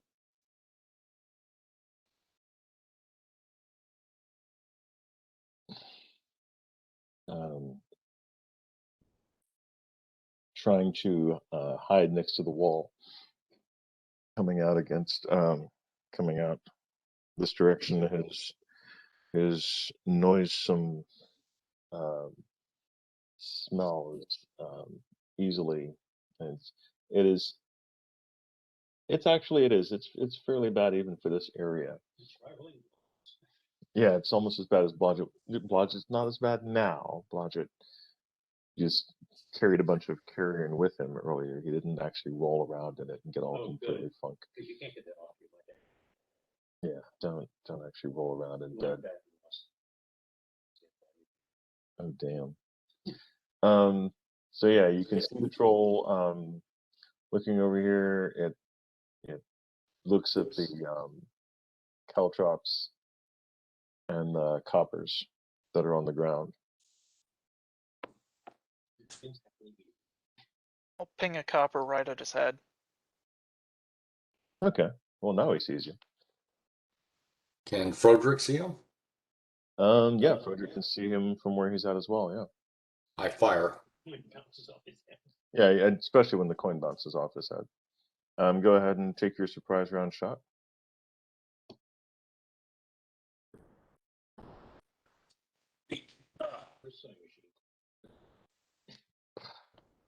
Two, 24.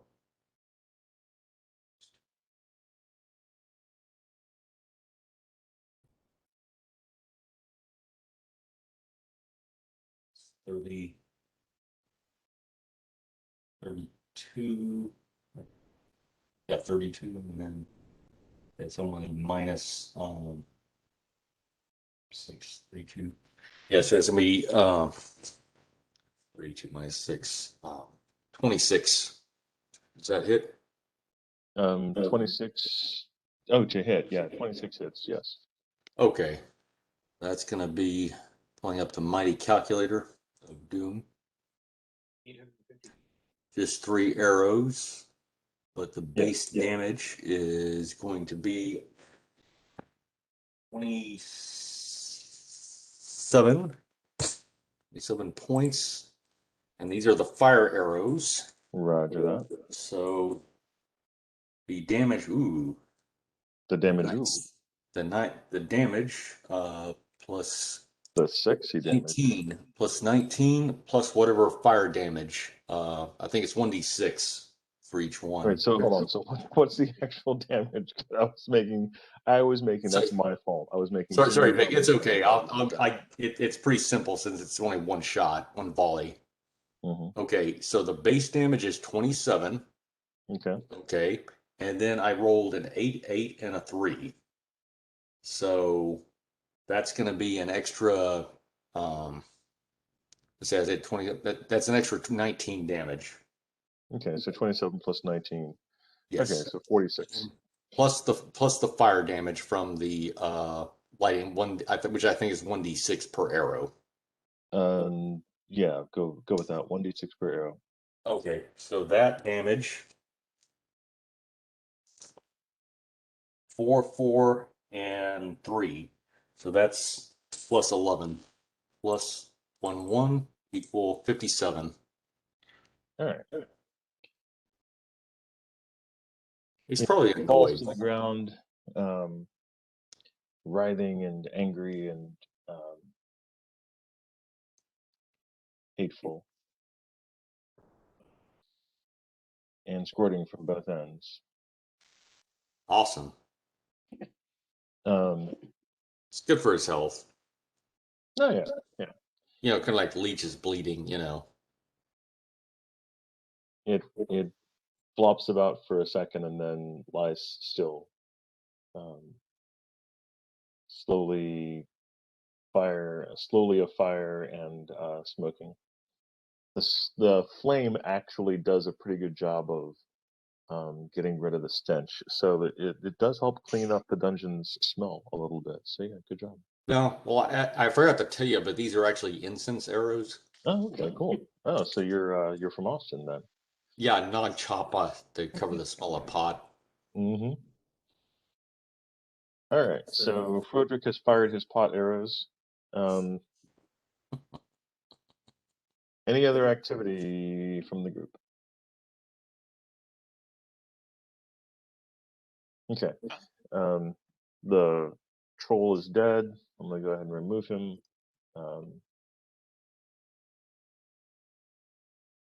You do not hear any other noise, nor do you see any other creatures coming out.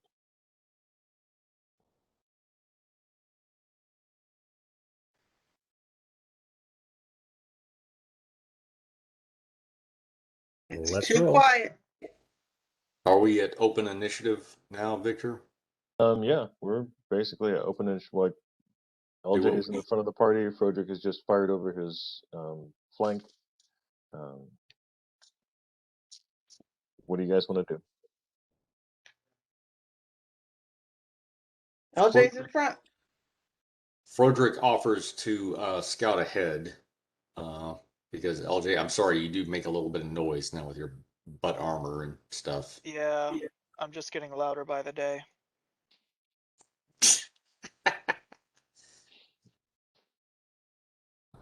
Bang your head. Anyway, Froderick is going to go into silent mode with the bow, light another 3 fire arrows from Niall. Okay. And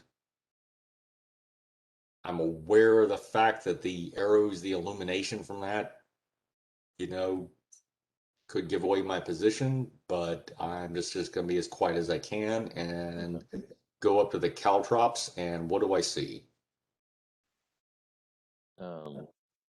Standing, I guess you're basically standing.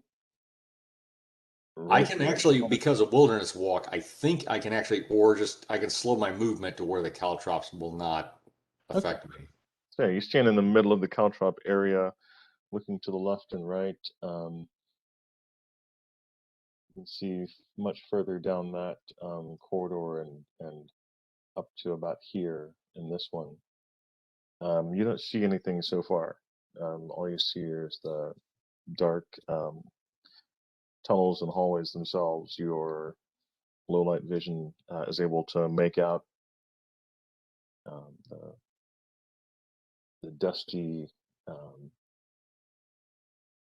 dungeon walls and the smell of burnt troll just to your right. Okay, look in the other direction. Now, what do I see? Same thing. Okay, nothing, huh? All right. I feel like they're not taking the bait, but we can still leave the caltrops here because in an attempt to flank, it will interrupt their movement. Well, what I can do is one of two things. I can move out of the caltrops and bait them, or I can yell nasty things about their ancestry from here. I think we pick a direction, probably to the stage right, and just go in and fucking kill him. And I can Okay. leave Beeger at this T intersection to warn us when trolls are coming. And Caltrops will interrupt them and give us an extra round or so. Okay, when you say to the right, are you talking about east or west? That's East. Okay. All right. I'm going to move carefully to the east, listening. Okay. You hear a little more than the sound of your own heartbeat. Do I see anything? At that particular point, no. You don't see anything. And basically, from here, I'll highlight the area that you can see to make it easier for you to kind of envision what's going on. Thank you. I think I've got a pretty good idea where I need to go next. If I go directly east against that precipice, or the projection of the rock, and look south, what do I see? It's nestled up in here. Mm-hmm. Give me a spot check, please. Thank you.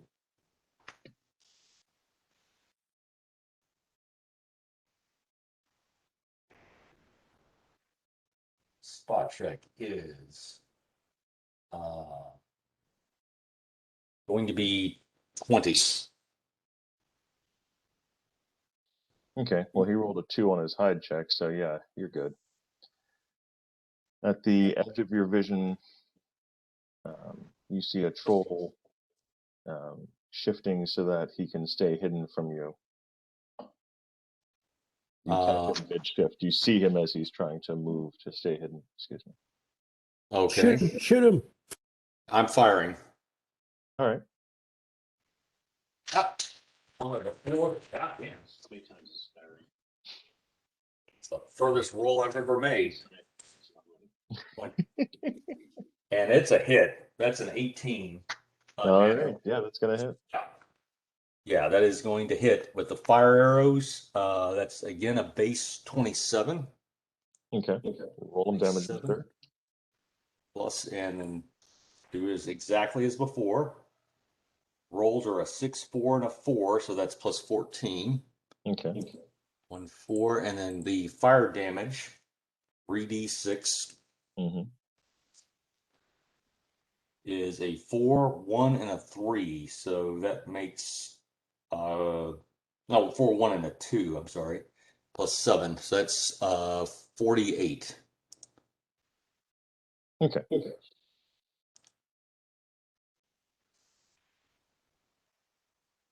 I'm sure he likes it. Trolls really just want negative attention.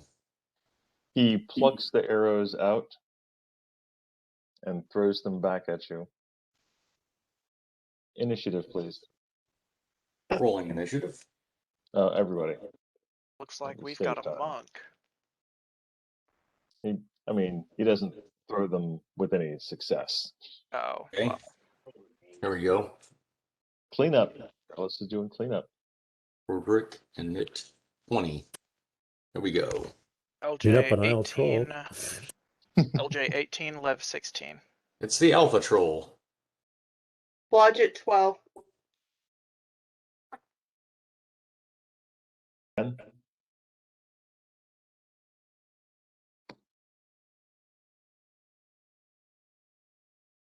Okay, we'll catch Ben's. Sorry, 11.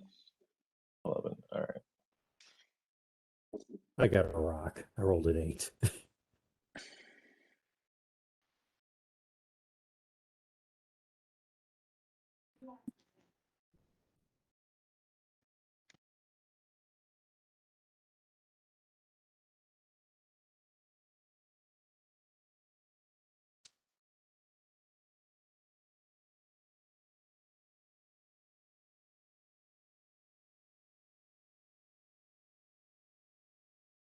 All right.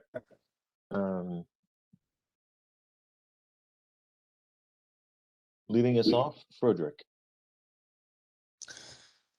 Let's see, Victor. So let me see if I understand this. And this is a little complicated by the caltrops. So I get my movement 40. Okay. I can move 40 feet and make one attack, or Yeah. okay. That's what I'm going to do is fire one more time, one more volley, normal arrows, and then move into the caltrops, and it's going to slow me. I may make it to the edge of the north edge of the caltrops, I think, but Yeah, probably no, no further. Wait, Yeah. you've got the ability to like pass without trace or whatever. Yeah, that's right. That's right. I can pass through a hostile environment without being slowed. So Okay. So yeah, you'd be able to pass through without. okay. So I didn't get to the north side, but out of the way of LJ and Bash charging, and I'm just going to fire and tell them I think I got their attention. So Okay. let me make my attack roll, and that's gonna hit. That's a Okay. 14 natural. Yeah, but there's no fire damage on this one. Right. So that's going to be 27 plus 1, 7, and 5. So that's 8 plus, that's 27 plus 13, which Okay. is 40. You hear his gurgling laughter as he falls to the ground. I'm glad he's got a sense of humor about it. Run around over to here. Next up is LJ. Oh, Vic, sorry, a little more to the west. I want to get out of the way of LJ and Bash charging if they want to. Right. Sorry, man. Okay, thanks. You're fine. Appreciate it. Yeah, you stated it, so you're totally good. LJ. Yeah, LJ, I think I'll set up a little trap around the corner for our little friend. LJ will move forward through the caltrops, turn east, and stop at the corner of where it starts to open up into those 3 passageways. And okay, I'll have to wait for Lev's turn to do this, but And what? Lev will send V'ger to watch the west.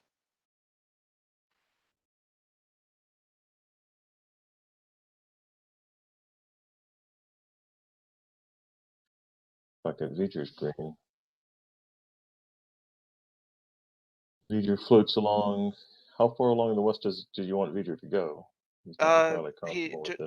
just sitting at that corner above the caltrops. Okay, he's okay with that.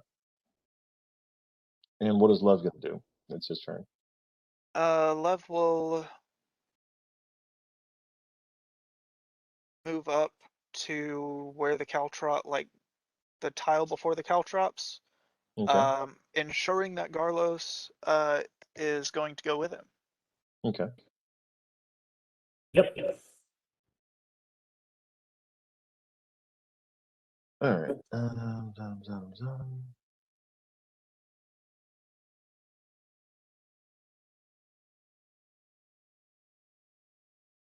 It's a good place to stop. It's 10:05. I want to get to the end of this round. Okay. LJ, you hear a solitary troll laughing somewhere in the darkness beyond you. He talks to you about your truck's extended warranty. Basically, yeah. Logic, what do you do? Logic's going to move closer to V'ger Mhm. and kind of watch down that corridor and keep an eye on being, anybody coming up behind us or from that way.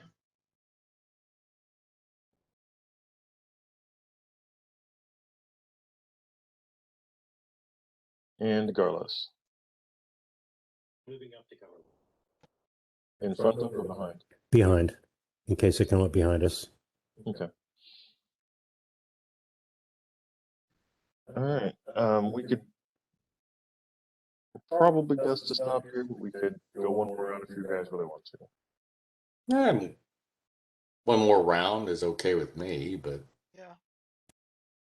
All right. One more round. LJ. LJ will. More round, make it a double bartender. Last call, LJ bitches. will turn back to Bash and he'll say, "You want to charge?" Sure, go for it. All right. LJ will turn the corner and ensure that the troll is still where he thinks it is. He absolutely sees a troll right there, yeah. And he'll advance on it. All right. I would like to remain with both of my sides against walls. I'd like to remain in that corridor. Okay. You're able to get right over there, and you can make an attack with each sword. All right. And LJ will also tell Bash if we're flanked, hop off, and we'll have each other's backs. Understood. Okay. You've got enough of a reach that you can make that happen. So, sorry, you've got enough of a reach that you can be right there and still hit the troll with no problem. Awesome. And I know that Bash's greatsword has reach. Bash's greatsword does have reach. Okay. So, 17. Where am I? Okay, I'm here. 34. Okay. And no, 36. And 25. All right. The tank successfully tanks. You hit both times. Okie doke. So that's going to be 2d8 each. 7, 14, 18, 20, 31.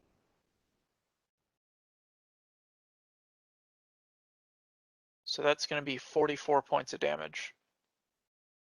All right. Good enough. You spear him through, rushing attack and felling the troll. Got him. Pair of well placed blades. He will regenerate, though. He will. He will. Hovering, your turn, sir. Not if we cauterize the wounds. I wonder how effective cutting off the head is and kicking it away. Nope. Yeah, the sad. body will operate independently, I'm afraid. So what if we completely Lev, what do you do? What does Lev do? Lev's gonna hold his action for now. I'm not advancing that far. Okay.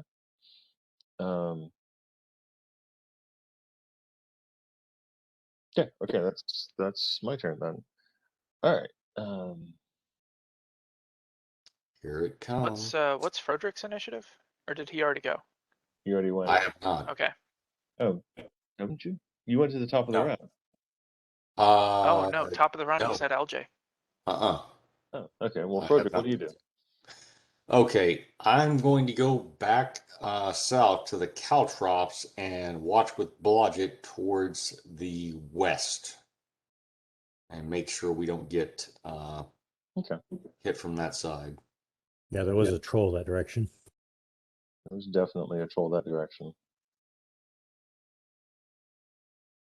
Major is going to turn to the east if that's the case. Because we have two sets of eyes going that way.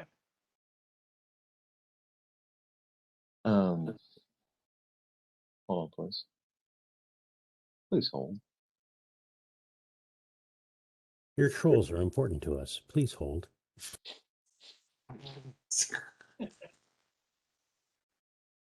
Here they come. Walking down the street. Get the funniest looks from everyone they meet. Hey, we're the junkies. People say we do a lot of drugs, but we're too busy dealing to say anything bad.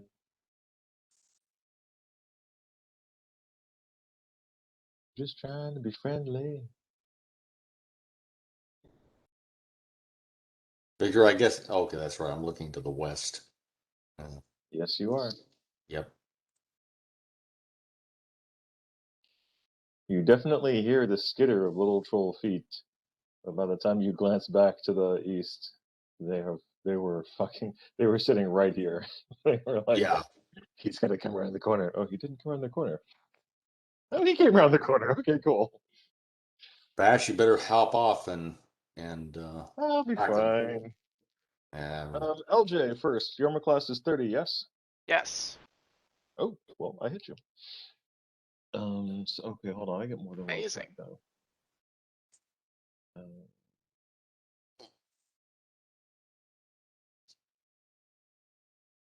There's my claws. Only one hit. Bite missed. Second one missed. All right. So LJ is the happy recipient of 9 points of damage. You already have one. Bash, what's your armor class, sir? 22. Or 19. Take the 3 away for the dexterity. Because you can see your opponent directly in front of you, I'm gonna give you that you would not be facing forward in a corridor where you know your enemy may come from behind. So I'm going to give you that you had turned around, and I'm going to give you your dex bonus today, out of love and appreciation, which is fine because I just caught you with my bite. Oh yeah, claw. Yeah, just a couple of nibbles. You're gonna turn into an internet troll.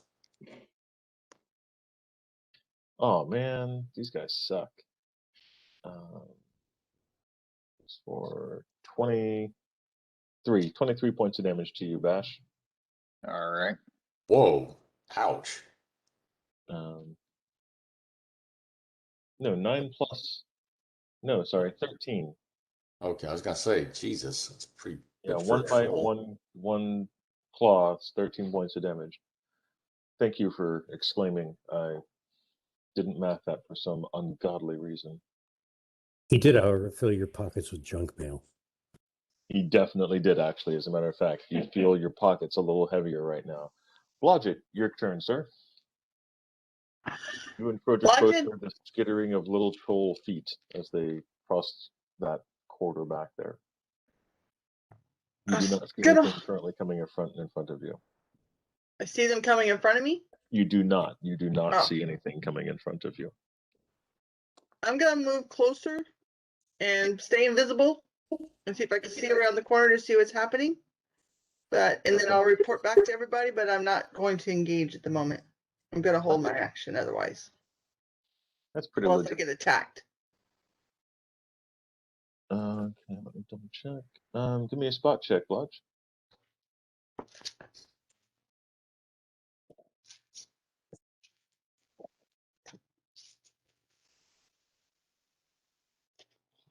Ooh, 24. Oh yeah, you see him. He's trying to be sneaky, but not to you.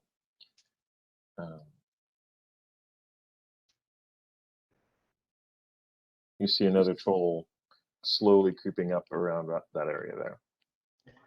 Okay, well, I slowly go back toward Froderick and say we're getting ready to be engaged with the troll. Get those fire arrows ready. All right. You have next up is Bash. Your turn, sir. You have 2 trolls. I'm going to dismount and attack the troll right behind LJ. Okay. Oh, nice 20. That is 37 to hit. That hits. Since they came up to your face, you can do a full attack even though you're dismounting. You've already engaged in combat with them, so you can do a full attack. Okay, 22 for damage in the first attack. Okay.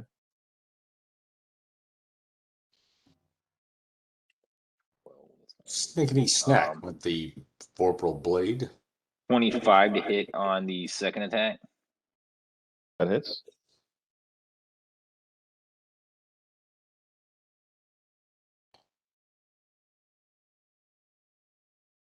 $21 for damage on that. Okay.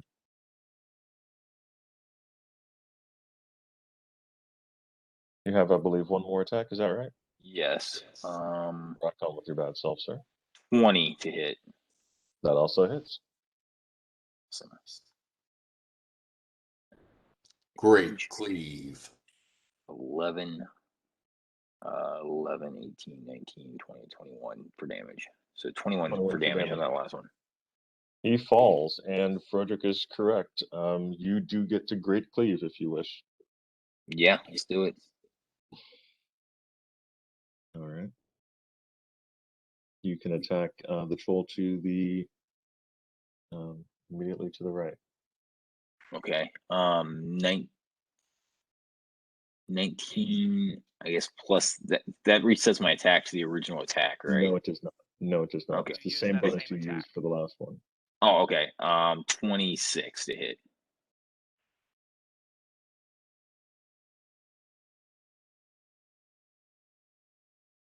All right. And then for damage, That hits. 18, 19, 20, 21 for damage. Okay.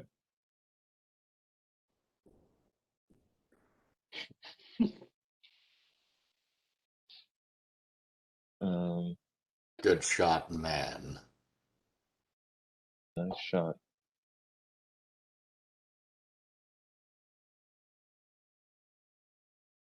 Oh, I see what happened there. Okay, I see that. All right. Garlos, your turn, sir.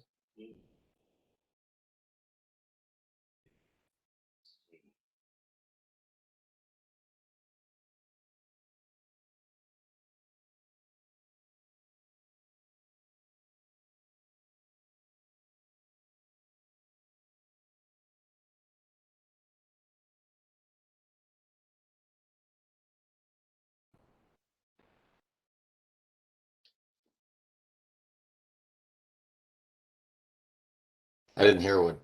I don't hear John. Sorry. You're fine. I hear him. Currently covering the rear. I've got Lev there. Who else is there with me? Lev, just so you know, is planning to advance on the trolls to the Okay. right. Then Garlos is going to swing forward, go past Blodgett, holding action, but yell, "Hey, shithead!"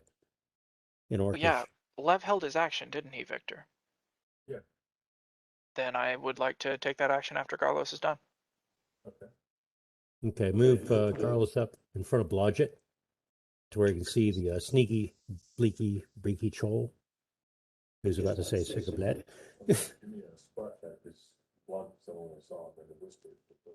Okay, that's going to be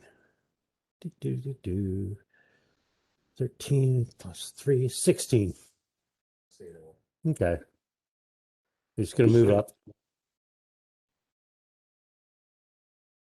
Still holding action.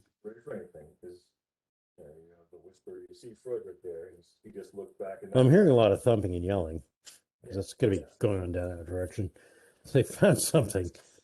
What do you do, sir? Lev is going to move up to the side of Garlos and pop off with a scorching ray at the one directly across from him. Excellent. The one that he doesn't know is there, but give me a spot check. Oh, okay.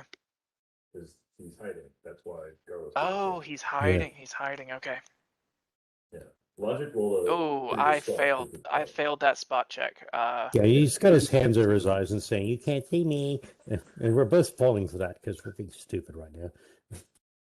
I rolled a 2 on the spot check, so I failed that. I guess. Maybe, I don't know. Maybe his height check really sucks. You don't know. Try it. Okay. Standing behind the two of you, like he's there. He's like right there. He's right there. Just shoot.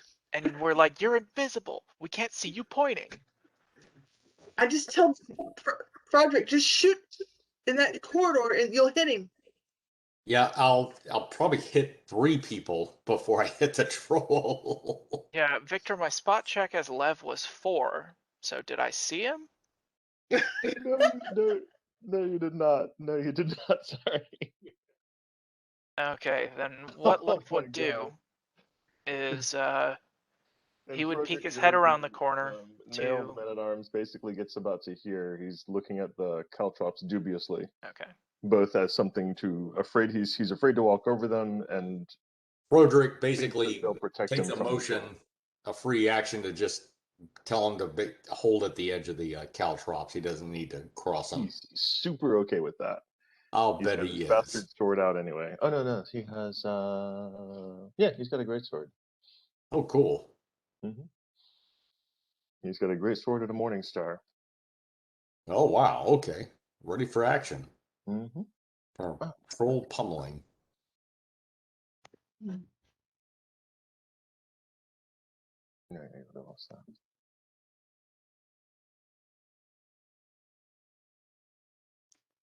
All right. Okay, that level of weirdness is going to end us this round. Y'all are crazy. Y'all are fun. I like playing with you guys so much. It's just so much. The invisible thief. He's right over there. He's there. Frederick, just fire that direction. It'll be fine. No. No. I do pick my shots. Pick my battles. Oh my God. I've done that before with a MG42 in Darkest Hour, and it's really bad. All these team kills come up, and you have people say, "What the fuck, Meat Shield? What is wrong with you?"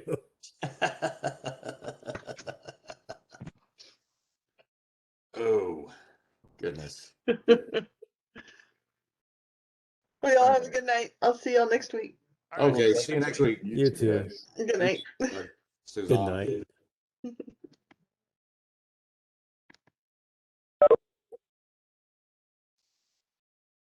Damn it, Vic! I forgot about the magic weapon greater. It should have been +6 points on that last troll I hit. I think I would have killed him on the first volley. But that's the way it goes. It's okay. Let's keep him dead, is what I would say. Don't let him. He had a goodly number of hit points after the first volley, so yeah, the second one's what got him for sure. Oh yeah. Yeah. No, you guys did pretty good with this group. We do need to clean this out. I mean, even if you don't care about your end, we have property values here to think about. This is driving them down. Yeah, I know. Gentrify this place. I think we'll put in a Starbucks where that cave was, or something like that. Yeah, we just run a couple of tons of bleach down at first. Yeah, do we have a spell of Clorox or something? Oh God! The human chicken on that one door. The human chicken? Wait, so Hunan is like there's Hunan chicken. Oh, a Hunan chicken. Every time I went to a Chinese food place, I always thought it said human chicken. But this would basically really be human chicken. You could totally have human chicken. It was the kerning. I blame the kerning. Chicken attack. It's chicken ambush. Now you have to see the chicken attack video. It's hysterical. Chicken attack video? What is this? Yes. What is it? Pat showed it to me. We'll have to get her to give me the. Hold on. Let me look. I'm going to dig on YouTube, see if I can find it real quick. Yeah, throw it on YouTube or in the chat. I want to see this. I want to see chicken attack. It's a legit thing, man. Well, how have you gentlemen been this week? It's been pretty good. It's been a long week. Long week. Sorry to hear that, because I thought we just got through with a nice Memorial Day weekend with good weather, but at least that was here in Dallas anyway. It's been raining here pretty much nonstop, and work has been. I mean, I had to work Memorial Day. It kind of sucked, but. What are you doing right now, Brandon? I'm sorry. I'm a stalker at at an auto parts warehouse. Okay, auto parts. So it's like a pretty big warehouse, or Yeah, it's a chain of stores called XL Parts. I don't know if you have them where you are. And I work in one of the hub warehouses, which supplies other warehouses that supply individual stores. okay. Well, that's good to know because I've been working on my vehicles lately. In fact, I was uh, going to finish I did a compression check of my Acura, and it's showing fairly promising. And then I wanted to do the ignition timing, but that with a computer controlled car, you have Yeah. to warm it up and then you have to short out. Basically, you have to take the computer out of the loop because if you try to adjust the distributor timing, the computer will fight you. It will. And It's such a pain in the ass.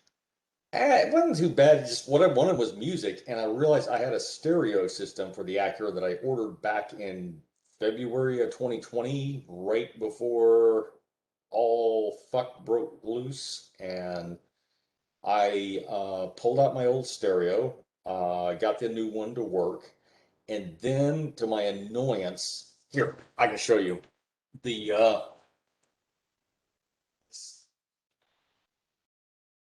so the double din. By the way, Chicken Attack has been posted to notes. Thank you. The I'll open that up and watch this it is later. the holder for the Yep. stereo here. The problem is that the ABS part of this get this thing out of here. Okay. It was bent out of shape, and I tried to use a heat gun to push it back into shape, and it snapped. Ooh. And I had to order another one from Crutchfield. I don't know why you wouldn't just order a tube of super glue. The reason why, Brandon, if you look at this really closely, let me see here. Oh, So yeah, part right okay. here, yeah, you see it's broken, and then this thing has to fit in there very exactly. I Okay. broke the other one as well, taking it out, and Nice. it's just you want a good fit, and yeah, No, I you're get it. probably right. I mean, I super glued my door handle back onto my Acura, which was actually pretty fucking amazing because that actually takes like torque on Yeah. that thing every time you lift it, and it is not broken off. But this thing, because it's warped and the thing is kind of warped in two dimensions. And the thing is, it can't, when I took it out of the box, it was like that, and it's like it's been out there so long, I can't tell, was it like that when I got it, or did the heat and was something leaning on it and gradually Yeah, over it bent time. it. And I don't, in Crutchfield, for the whole stereo system and everything, they charged me less than $200, and I didn't have the heart to ask them to send me another one for free. So it's like $15 for this, and it already got shipped out today, so it'll be in a couple of days. All right. But I've also got a subwoofer that I ordered even like 4 years ago for the truck that I still have not put in. So that's what I'm gonna be doing. That's my new philosophy is when life gets more annoying, upgrade your stereo system. That is the thing to do. When I was in the rental car going down to San Antonio, I remember I came back. Well, I came back and then I was returning it on Tuesday night, Monday night, something like that. And then Ted Nugent's Stranglehold came on, and it was amazing sounding inside that rental car. Like So yeah, I need I should more of upgrade. this. Yeah, I should upgrade. Yeah, that's like one of the best opening rock riffs for a song all time. And really good lyrics. That's something that as the internet has been really good about is like misheard lyrics. Oh yeah, Like definitely. Ted Nugent, I cannot understand what the fuck he's saying. Great, the guy can shred. Say what you will about him. I will tell you, I think he's fucking nuts. But anyway, but he sounds a bit like Ozzy in terms of how well you can understand him. Yeah, that sounds about right. Even when Ozzy's talking, I think he's a little hard to understand. Yeah, but there's a lot of songs from the 70s and 80s that are like that. And you have to look up the lyrics. Actually, anyway. So that's what I was doing with my day, among some other things. I can't remember what. But anyway, that's still a good day. Good. Still a good day. Work today for me was busy as hell. We were absolutely slammed by orders all day from 7:30 Really? till probably 4-ish, and I got off at 5. It's frankly a miracle I didn't fall asleep during the game. Wow. I'm guessing that because COVID, because of the shortage of vehicles, people are more encouraged to repair their vehicles and they're ordering more auto parts. Well, we don't really serve individuals that often at the place that I work at. Mm-hmm. We supply mechanic shops and Okay, other then people are taking warehouses. their cars into the mechanics and getting them repaired instead of buying another car. And I mean, other mechanics are buying from other warehouses, and the other warehouses are buying from us. So I mean, I literally had like 30 freaking orders in my hand at one point in the day that I was just pulling. What were the what kind of parts were you getting a lot of? Was it like maintenance stuff like fan belts and hoses and water pumps? Got a decent number of those, as well as like power steering pumps, steering gears, fucking batteries, oil filters, air filters, cabin filters, strut assemblies, compressors, lots of AC parts. It is the summer. Yeah, that makes sense. That makes sense. Radiators. I name something. Well, I used to work in auto parts, yeah, belts, hoses, tune-up parts, electronic ignition. Brake rotors and pads, Oh calipers. yeah, brake, and rotors. Yeah, usually, yeah. I was surprised when I found it's like usually cheaper to buy a rotor than to turn it, to get it remilled. Yep. On the car.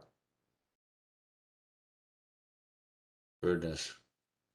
Well, I know you're pretty tired. Anyway, let me open the chicken. I'm not going to watch it. I'm just going to open it so that it. The chicken video is the best thing you'll see since fried McDonald's. Someone went to the state fair recently. It was a distinct what now? Chicken attack video? Chicken attack. Chicken ambush. Oh, it's priceless. Hmm? Chicken attack is priceless. Chicken attack. Chicken attack. The internet. The amount of creativity that is just, it just amazes me what people just come up with. And some of it is just the comments. I forgot to tell you guys, Zag will be back next week. Oh, awesome. Oh, sweet. Oh my. I'm glad to hear that. You'll have your other player back. What happened with the druid who was supposed to join? Oh, so okay, yeah, Chris White, friend of mine was going to join. Oh yeah. And he was like, "Oh, that sounds great." We talked about a character, talked about rolling, blah blah blah. And I was like, "Okay, we play Tuesday nights." He's like, "Tuesday nights are really busy for me. Can we play any other night besides Tuesday?" And I'm like, "We've been playing for Tuesday night for the last year and a half. We're not switching." He's like, "But Tuesday is really difficult." I'm like, "I no." Sorry. Good. No, I've built my work schedule around Tuesday night, and it works. I'm not fucking with it. Like I've told my boss I'll work holidays, I'll work weekends, I'll work days and nights, I'll work my day off. I get off at 5 on Tuesday. There you go. I got a story for you guys about having to like being asked to adjust. Okay, when I was living in Seattle, I joined a gaming group of we were playing Deadlands. I don't know if you've heard of that game. Okay, I know Victor has. It may be a bit out of real. Yeah, Shane Hensley. One of the best character combat systems I've ever seen, but it is a little. It's slower than D&D, granted, because you can't make targeted. You can make it. You can make targeted attacks and interesting spells. All this. Anyway, so I joined the group, and we were meeting at the community college up by North Lake, I seem to recall. And the guy who was the dungeon master had an interesting domestic situation of sorts. His wife was, I think, originally Canadian, and what happened was they got married, but somehow the paperwork didn't make it through, so they went up to Canada. And when they got to the border, they would not allow her back in the United States. So this was back in 2001. Okay. And so, that sounded like a tragic, story and all that. And we were well into the game. And then all of a sudden, somehow the legal blockages cleared up and she was able to join the game. And immediately she did not want to play at all the fucking game that we were playing. She wanted to play something totally different, which really pissed me off. And she just had this real victim kind of mentality. She's one of those people. It's like, you know what? I can see how somebody would stop you at the border, even though you all are married. I absolutely, yeah. We don't like your kind around here. Yeah, we don't like your drama and chaos into this country. And then what was irritating is that these guys, okay, so it's like I'm working on my website deal or whatever, and these people, all of them, like 5 players or something like that, all fucking day long. They have jobs, and all they are is like dicking around on the email. My email is just like filling up. This is before I learned the power of Gmail filters and stuff like that. And finally, I think about the second day, I basically said to the dungeon master, okay, not only have I quit your game, I really do not want to hear from any of you again. It's annoying, and I don't give a shit about what you all have to talk about. Stop emailing me. And there was just an immediate, everybody just do not, and never heard from them again. But that was the most annoying fucking, oh, my wife's back finally from Canada. Now we're going to not just change campaigns or days or times. We're going to change the entire, game system. We're going to go to something totally different. Go fuck yourself. Yeah. Yep. Don't let the door hit you on the way out. Yeah. I hit the eject button pretty quick. That was. There are times when campaigns can be trashed completely by one person joining up. Yeah, I know, and it's. Yeah, I guess what would you call that? Something like Dungeon Master P-whipped. I've never seen anything like it. Anyway. He whipped so hard he married it. Damn.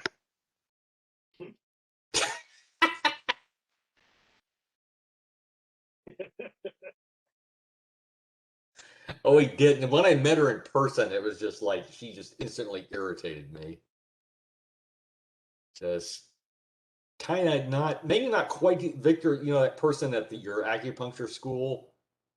Not quite to that extent, but enough.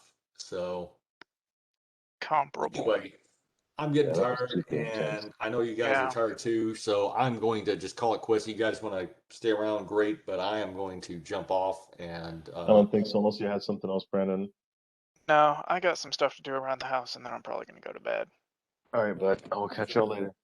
Have a good one. Okay. See you around. Good game, guys, and thanks, Vic.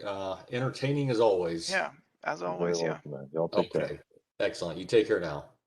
Good night, y'all. Okay, good night.